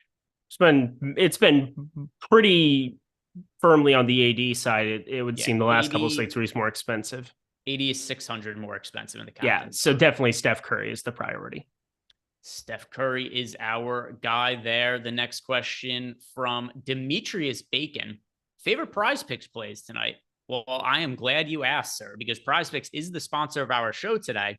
And if you guys haven't signed up at PrizePicks yet, use the link that we below in the description box. It's going to get you up to a 1 free month of Stokastic Plus Platinum, and then also $100 deposit bonus. So PrizePicks, did you build out PrizePicks cards for today, Eric? Of course I did. So I'm pulling up our PrizePicks projections, only NBA, because who gives a fuck about NHL? All right, NBA. We've got projections for it here as well. I just had a boy. But like, what am I gonna like? I'm gonna talk about hockey and try to pronounce some guys' names who I don't know how to pronounce. I do that on my Odd Shopper video in the morning. I go out, we look at some of the videos, I mispronounce some guys' names, and we have a good time. But for PrizePicks here, and this is coming right from our Pick'em Pro tool. If you guys haven't signed up for Pick'em Pro and you're playing on sites like PrizePicks and Underdog, you could get access to this for less than $5 signing up using the link that we have below. Our number one projected prop of the day on PrizePicks is under 4 assists for Gabe Vincent. We haven't projected for a little bit over 3. So 4 assists does look like a pretty high number. If I'm not mistaken, sportsbooks have Gabe Vincent at 3.5 assists, or at least that's what it was earlier in the day. But 4, expecting 5 from him is a pretty big number. I do like under 3 assists for Gabe Vincent. Eric, is that a number you're on, or is there anything else that stands out to you on PrizePicks? No, I think that sounds marvelous. And despite your animosity for Bam Adebayo, it's really hard for me. I've been going to the fantasy score section pretty much nonstop throughout these playoffs because it just seems like they're really low. You have to like more on 33.5 fantasy score for Bam Adebayo, don't you? That's so low. What number? 33.5. 3.5 with FanDuel scoring. That is, yeah, I like the over on that. That is very low. It's insane. It's the best prop on the board everywhere. Yeah, Bam Adebayo, just looking at his FanDuel scoring, and yeah, we've got him projected for 36.5 fantasy points. So I do like the over quite a bit on that. And yeah, good shout out there. One other one that I have to mention, because it's kind of a staple of our projections, Austin Reeves over 3.5 assists. He ended up hitting last game. And yeah, his prop has been 3.5 assists for, I don't know, since 1994 or something like that. He did have a brief period of time where it went up to 4 assists, and we project the over well there. But yeah, Reeves, if you get him over 3.5 assists, that does make a whole lot of sense to me. So anyway, Demetrius Bacon, recap there. I went with Austin Reeves over 3.5 assists, Gabe Vincent under 4 assists, and then Eric went with Bam Adebayo for over 33.5 fantasy points.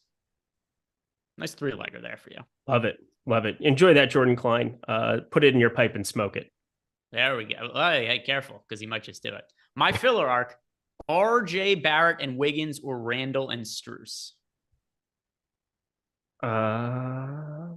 So can we have the Max Strus conversation about how insane it is to try to project somebody who just keeps breaking every single slate and I keep having 0 of because I think he's a terrible play?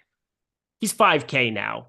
If the people click on Max Strus and win today, I'm not coming back tomorrow. I'm just not. Oh, all right. So I now have a rooting interest in Max Strus. I knew you were going to say that immediately. It'll be split in chat, that's for sure. He's projected for almost no. By the way, he is projected for almost no. I know. Just wait. Just wait until you see the Max Strus ownership. I'm just throwing it out there. Just throwing it out there. It's going to be 20+%. It's coming. So Max Strus, by the way, he actually hasn't even shot that well the last couple of games. He has shot over the course of the last 2 games 7 of 20 from 3, so he's shooting like 30% from 3. He's just shooting so much. He's shooting 50% though from the field over his last 3 games. Yeah, a little bit, just like slightly below that. He's 13 of 27, but yeah, I mean the shooting isn't that unsustainable. It's just the usage I would call. Well, the usage isn't even all that high either. I don't know. The production's kind of not that insane. The thing is, like 2 games ago, he scored 28 fantasy points. It's not like 28 fantasy points is needed at 5,000. And I think his minutes are fairly likely to go down. Played 30. I would hope so. I tell you what, it's one of those plays that it just seems like everywhere because people wouldn't want to click that, right? And then you get to lock, and Max Strus is infinity % owned on every slate, it would seem. Now, this is a drastic shift that we have from game to game. Finally, we're starting to see a little bit of that boost where, you know, people have to think about it. He was 4,600 last slate. Now he's 5K. First time we've had that 5K number, but he was popular at 4,800. We'll see. There's enough options and enough cheapies from the Golden State side, depending on how that starting lineup comes together. Right now, it's assumed to be Gary Payton, where I think that that's going to be way more of the ownership. But the Max Strus people, they walk among us. They scare me. The Max Strus people. That's what it is. You gotta be careful.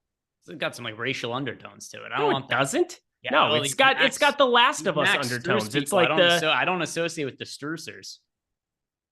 They're just, you know, they're going to click on his name and he's going to go find a way to 35 and I'm going to be in shambles. It just is what it is. By the way, the answer for me is RJ Barrett and Andrew Wiggins. And it seems like we're on the same page. Yes, we are. James Magruder, which group is projected higher in Stokastic? Curry and Bam or AD and Thompson? That is going to be Curry and Bam. Curry and Bam. Hey, yes, favorite underdog props. Yes, we have that in Pick 'em Pro as well. Favorite underdog props. So a lot of these are going to be the same, right? Because some of the numbers we talked about before also exist on underdog. Gabe Vincent under 4 assists. You play that on underdog.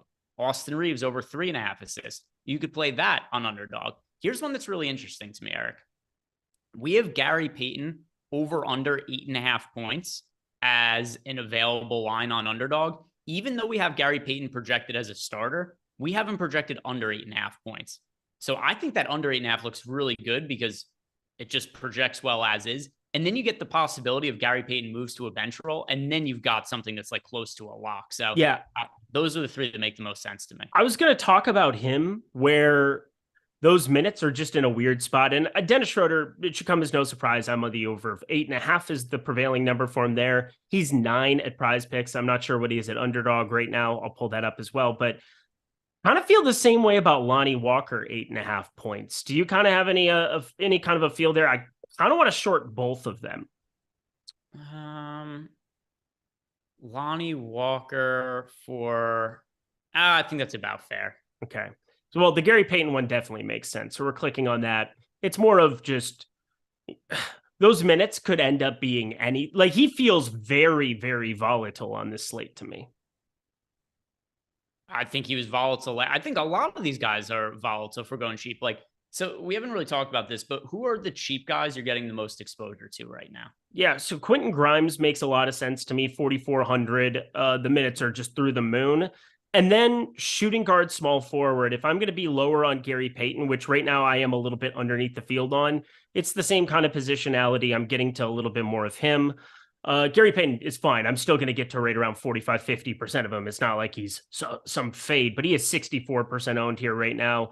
I like getting to Isaiah Hartenstein. Talked about him at the center position, where I think that those minutes are very likely to come up from last game, just based on what we saw. He only played 15. He had played 26 the previous 2 there. Mitchell Robinson, it's just all over the place there. Maybe Tibbs. I mean, you're going to be at reckless abandon here. And I think Isaiah Hartenstein at 3,500, that's like the cheapest guy on the entire board that I feel the most comfortable with. I know I heard the tail end of the last show. Moses Moody was somebody that Josh was on. I'm not really there. That's a little bit scary for me unless he jumps out and starts out of the middle of nowhere. He has been playing more minutes, but not like he's going to be doing a ton with them. He's more of a play that you get to fit in everything else in your lineup, and you hope you get 14 from it and you can move along with your day. But primarily for me, Hartenstein and Grimes, 2 Knicks. Yeah, so for me, Payton, assuming he starts, if he doesn't, I'm going to press the eject button. But I'll probably, unless it's Looney who starts, there's going to be a different cheap guy to get to from the Warriors. Like, there's going to be some cheap guy to play from the Warriors. For now, Gary Payton for me. Other cheap guys that I do like getting to, Quentin Grimes. I agree with you there. It depends what we're kind of calling the salary point here, but like I'm overweight to the field on Caleb Martin right now. If I like that call, actually does end up being more popular than projected, which is possible, I think Caleb Martin would be a pretty good leverage play in that scenario. Agreed. We should stay on for like 30 seconds after lock just to see the Max Strus ownership, because I'm telling you, people like clicking that name. It's got an X in it. It's dirty. It's sassy. We'll see. We'll see. Mad Max Strus. That should be your porn name. Dirk Diggler's already taken, so yeah, sure. That sounds good. Yeah. Nice. For How much of those Grimes minutes were due to Josh Hart foul trouble? Probably a little bit, but also you have Noah Emmanuel quickly. I feel like he's going to be playing minutes no matter what. Yeah, I don't think we're going to get like 40 minutes out. I don't think 42 is happening again, no. But at the same time, it's a 2-game slate. There aren't that many options. So he's somebody who I feel better about than a lot of the other cheap options. In terms of other guys, like I was on Hartenstein last game. I'm still playing Hartenstein. Hartenstein's somebody who he's a really volatile play. It's going to fail pretty frequently in this kind of scenario. But the upside when Isaiah Hartenstein hits, and he's only 18% projected owned right now, there's a ceiling with Isaiah Hartenstein, and it could come either with him just playing 18 minutes off the bench and playing really well on a points per dollar basis, which he generally tends to do. The other thing too is Mitchell Robinson getting in foul trouble happens all the time. You get one of those games where Mitchell Robinson gets in foul trouble. Hartenstein, I do think is somebody who has some upside. Are you getting to him at all? I that's who I highlighted. I love him. Okay, for the slate. Yeah, I've got 35% of him. There we go. So we're on the same. I was super heavy on him last game. It absolutely sucked, and I'm going right back to the well. Yeah, I have virtually no Mitchell Robinson too. So rip me. The Discord, do we have questions there from you guys? If not, we do. All right. So a bunch of questions actually in the Discord channel. This one is a follow-up from M the Great One, wants to know, how do we feel about Poole today? It's hard to feel good about Poole. By the way, did you see Draymond on his podcast? Didn't say his name. Yeah, he was going over all the players that played well for the Warriors and why they lost last game, and basically highlighted every single player in the rotation, but did leave Jordan Poole's name out of his mouth. He made no mention of Jordan Poole there. By the way, I get the sense it's not only Draymond Green that dislikes Jordan Poole. I think it's this entire team doesn't really like Jordan Poole that much, and he also. I don't like Jordan Poole that much. I've brought this up multiple times. There's, he's clearly somebody who could score a bunch of points in a hurry from a real life standpoint. He played 10 minutes last game. He's been miserable when he's been on the court. Not just the series, but if we're being realistic, basically the entirety of the season. It's hard for me to back Jordan Poole. He played 10 minutes last game. It's not great, Bob. Not great. I do imagine, though, if he ends up going completely nuts, just like, it would be so amazing if he tweeted out like the Heisenberg, say my name, just after Draymond hurt. Like, you could tell that was definitely a personal dig. He said everybody's name on the team. He brought up Moody. He brought up DiVincenzo. He brought up everybody but Jordan Poole, who is the third highest paid player on the team. I believe that's right. Let's see. Warriors payroll. I'm pretty sure he's third. Let's see though. So we have, we've made a massive omission. Andrew Wiggins. Oh, duh. Number 4. Yeah, no, our head was in the same place though. We got that figured out. Also, so another thing too, Jordan Poole's extension doesn't kick in until next year. So Jordan Poole is actually only making $3.9 million this year. Next year it goes up to $28.7 million. Yeah, what a poor human being. Yeah, but Andrew Wiggins is getting paid a bunch of money. So yeah, in terms of this year's team, Poole's actually one of the lower paid players. But then if we're going into next year and the players who were under contract, he would be the third highest paid. So he will be making more money than Andrew Wiggins because Wiggins is a little bit of a front-loaded contract. So next year, Curry, highest paid player. It's going to be Clay second, and then it's going to be Poole, and then Wiggins, and then Draymond is presumably going to be a free agent because I assume he will decline his player option. I guarantee he declines it. I guarantee he's wearing purple and gold. There's like no way that he's not next year. We shall see. We shall see. JEW, favorite pay down power forward for DK single entry. Pay down power forward. Let's see. Power forward, pay down. It's probably Caleb Martin for me. It is Caleb Martin or Kevin Love. They're about the exact same thing for me. I have more Caleb Martin though, so I'm with you. There aren't very many good cheap power forwards to go to today. No, there are not. Yeah, so Caleb Martin is going to be the answer, JW. Then we've got Zach Attack wants to know favorite plays for FanDuel. Yeah, I'll pull this up. Did you build FanDuel lineups or just draft? I did not, just DK today. Okay. Oh, cool. So here's what I'm going to do. I'll give you my top 2 most rostered players at each position. Point guard is Steph Curry and D'Angelo Russell. Shooting guard, Gary Payton and Klay Thompson. So this is under the assumption that Gary Payton is starting. Small forward, Andrew Wiggins and Quentin Grimes. Power forward, Julius Randle and Andrew Wiggins. And then center is Draymond Green and Mitchell Robinson. So those are my most rostered players at each position for FanDuel purposes. If you guys have any more questions about FanDuel, just at me in Discord and we could hit up that. Then No Talking wants to know, can you talk about the game theory for the Lakers-Warriors showdown? It's so tough without knowing the starting line. Like, I wish I could definitively tell you who are and aren't the best plays in showdown, but the Warriors have changed their starting lineup every other game in the playoffs to this point. So, like, for now, I would still say that you want to go stars and scrubs, right? And I think you want to load up on Gary Payton in showdown and use his salary savings to really pay up for a bunch of studs. But if Gary Payton doesn't start, that really changes the equation. No Talking. Do me a favor. Later on in the day, when we get the starting lineup for the Warriors, I'll rerun more showdown lineups for me. At me in Discord, and I'll answer any questions you have. It's really hard to know who to like when I don't know what the Warriors starting lineup is going to be. What a guy. What a guy. De Niro, Robert himself, Green or Robinson on FanDuel, or could I play both? That is Mitchell. You could play both for sure, but Mitchell Robinson, his scoring is so favorable for FanDuel, his upside, and he's only $5,200 on FanDuel.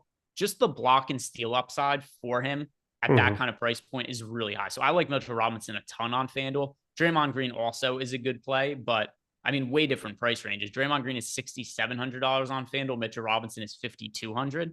So I am, by the way, starting lineup for the Knicks: Brunson, Grimes, Barrett, Randall, Robinson. There was a chance that Josh Hart moved back into the starting lineup today. So it is going to be Grimes. That was the main thing that I was paying attention to. Yeah. Same. Grimes would have become very unappealing if he wasn't starting anymore. Yeah, I would have 0. Ghetto Farmer Boy says over under 18% Strus ownership, and what does Eric have to do if he is wrong? Over under 18% ownership for over. Strus. I'll take the under. Okay, you lost. That was nice. What do you want? What do you want to put on it? Nothing. Okay, good talk. Glad we had it. Let's see. What is the... Yeah, and this guy also just says, what does Eric have to do if he's wrong? There's not even there's no bet involved. I've explained this before with some of these bets. Here's why we shouldn't make them. There's no upside to us. No. Do I care? Like, oh no, I said that that Max Strus was going to be at 17% on, the end of being 19% on. Now I have to, shave my ass hair. Like what? None of these bets that we do on these shows ever have any kind of upside to me. There's never. Yeah, but I do them anyway. So, I mean, I'm an enabler if we're being honest. You don't really enable anything. You just torture yourself. Oh yeah, I do that. It's true. That's an accurate statement. Max Strus, by the way, we have him projected for 8% ownership on DraftKings and 10% on FanDuel. So I'm just going to take the under. I'm going to take the under there. You're taking the over 18%? Yes. All right. Super chats. We've got a couple more of those that have come in here. And the one we just got is from Joseph Corona. By the way, I thought that was going to be clever. I couldn't tell what it was you were drinking, but I saw the bottle and I thought it might have been a Corona. So I was like, oh, what if that would have been great? Yeah. Little topo, get a little seltzer, a little mineral water action in your life. It's good. FanDuel top 5 cash options. So let's see. Let me sort by some of the most popular players and also compare that to my ownership. You should be playing Julius Randle and Klay Thompson in cash games today on FanDuel. Julius Randle's all the way down to $7,300 on FanDuel. Just play a lot of Julius Randle. Klay Thompson, another player that I consider really important for cash games. Beyond that, I'm going to say Gary Payton, assuming he starts, pivot off him in cash games if he isn't starting. I would play Quentin Grimes in cash games, 4,300 on FanDuel with shooting guard and small forward eligibility, and then Steph Curry is a pay up. So Curry, Grimes, Payton, Thompson, Randall, Joseph Corona. Those are your 5 top cash options for FanDuel. Sound great. Just pulled it. And then DC24 has asked us, is Caleb Martin a pivot to Grimes? Yes, I don't have an issue with that. I like Caleb Martin today. Yeah, and then you can just play them as well. Mm-hmm. Yeah, but also if you're on that price point, you're like, I don't want to play Quentin Grimes, or just you want to be a little bit different there. Yeah, you can make that change without too much of an issue. So one other thing that we've not yet brought up, and there's only 10 minutes left to go in the show, and I want to make sure that I bring this up. Have you seen this, Eric?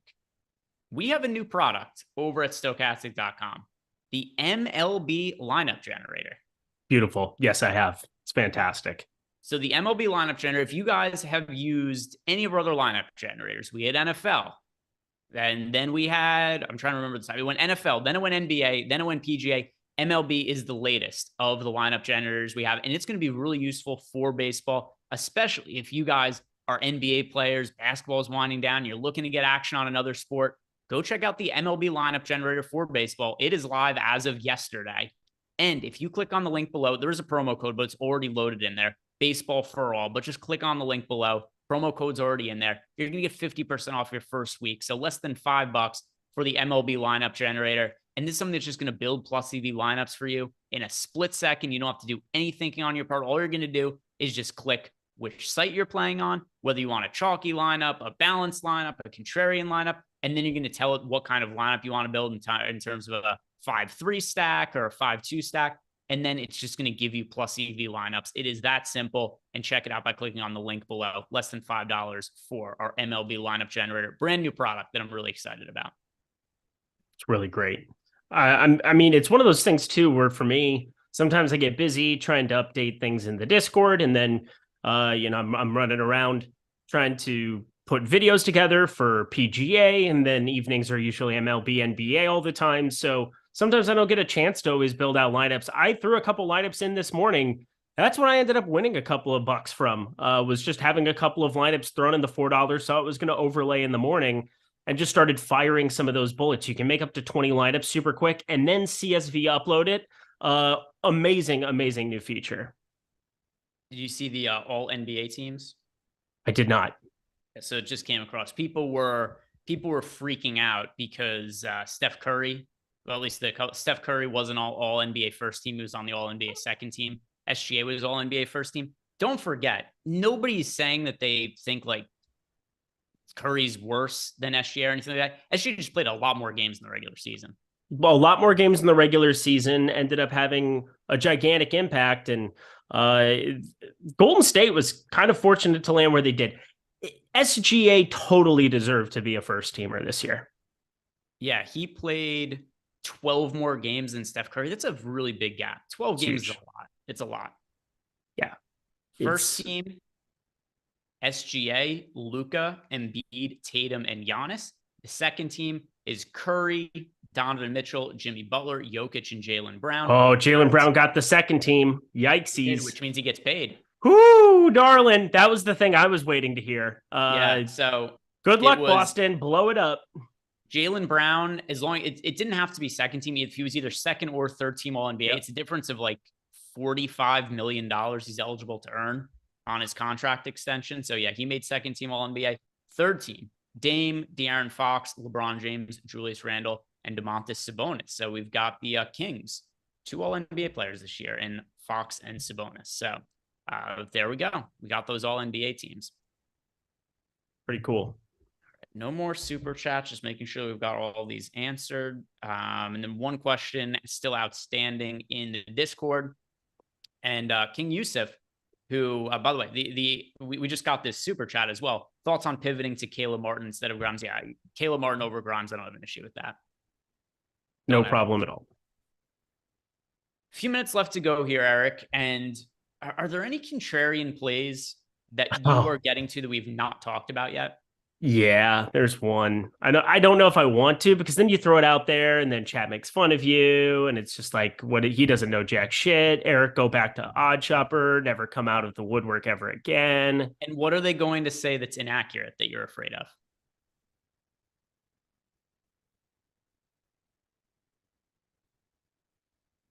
You got to hit us with the contrarian play now. Rui Hachimura. Oh my God, not Rui. Yeah, not Rui.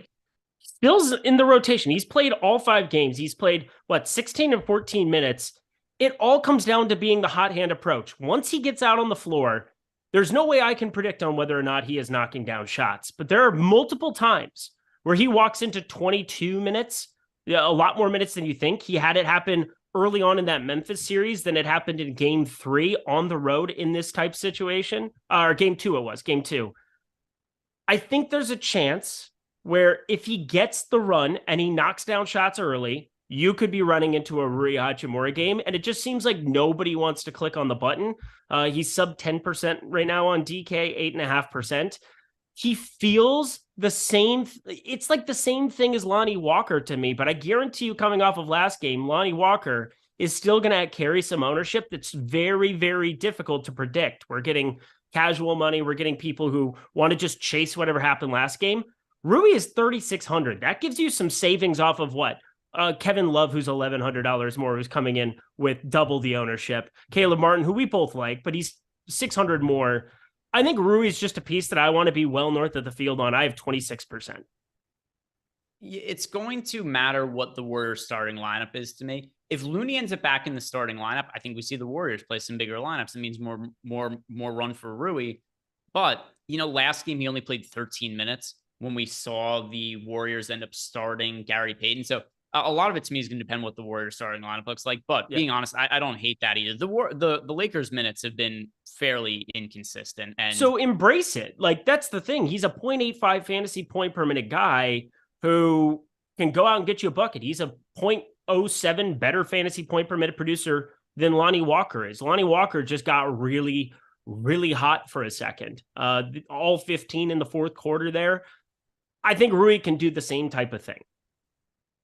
No, I agree with you. I don't really have any pushback other than the minutes are inconsistent. But I mean, I'm playing like Isaiah Hartenstein because the minutes are inconsistent. Correct. There are guys with upside if they get the minutes, and that could happen with Rui for sure. Couple super chats here. This will close us out. Random wants to know Bam and Reeves or Randall and Strus for a DK single entry. Bam and Reeves or Randall and Strus? That's Bam and Reeves for me.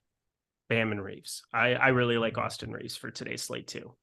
Ryan Nelson, glad Jimmy got credit for an underrated regular season. Jimmy Butler was really good in the regular season. He just missed a ton of games. Yep. And it was especially in the first half of the year. Remember, the Heat were resting him like once a week the first half of the year, which in hindsight looks like it's really paying dividends because Jimmy Butler, other than I know he had that brief injury where he rolled his ankle, but he's looked fine since then.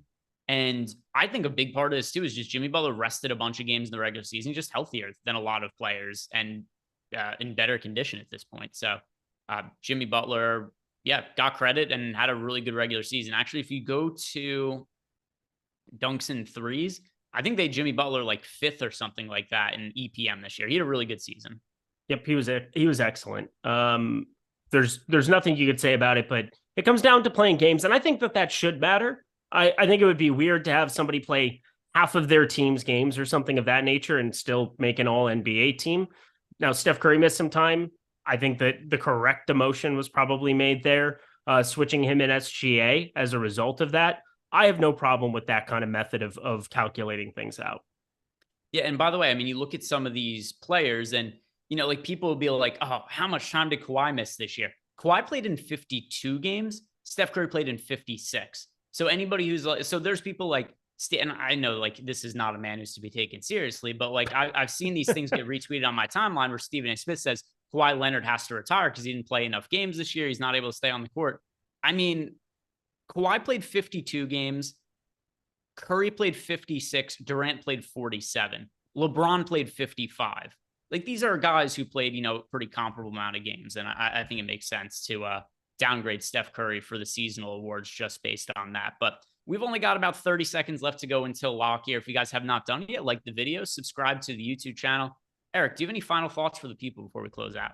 Yeah, I want to make sure that we get Max Strus over 18% now because I guarantee I predict the future. And it's going to be really funny when I'm dead wrong and he's 7%. That'll be even funnier.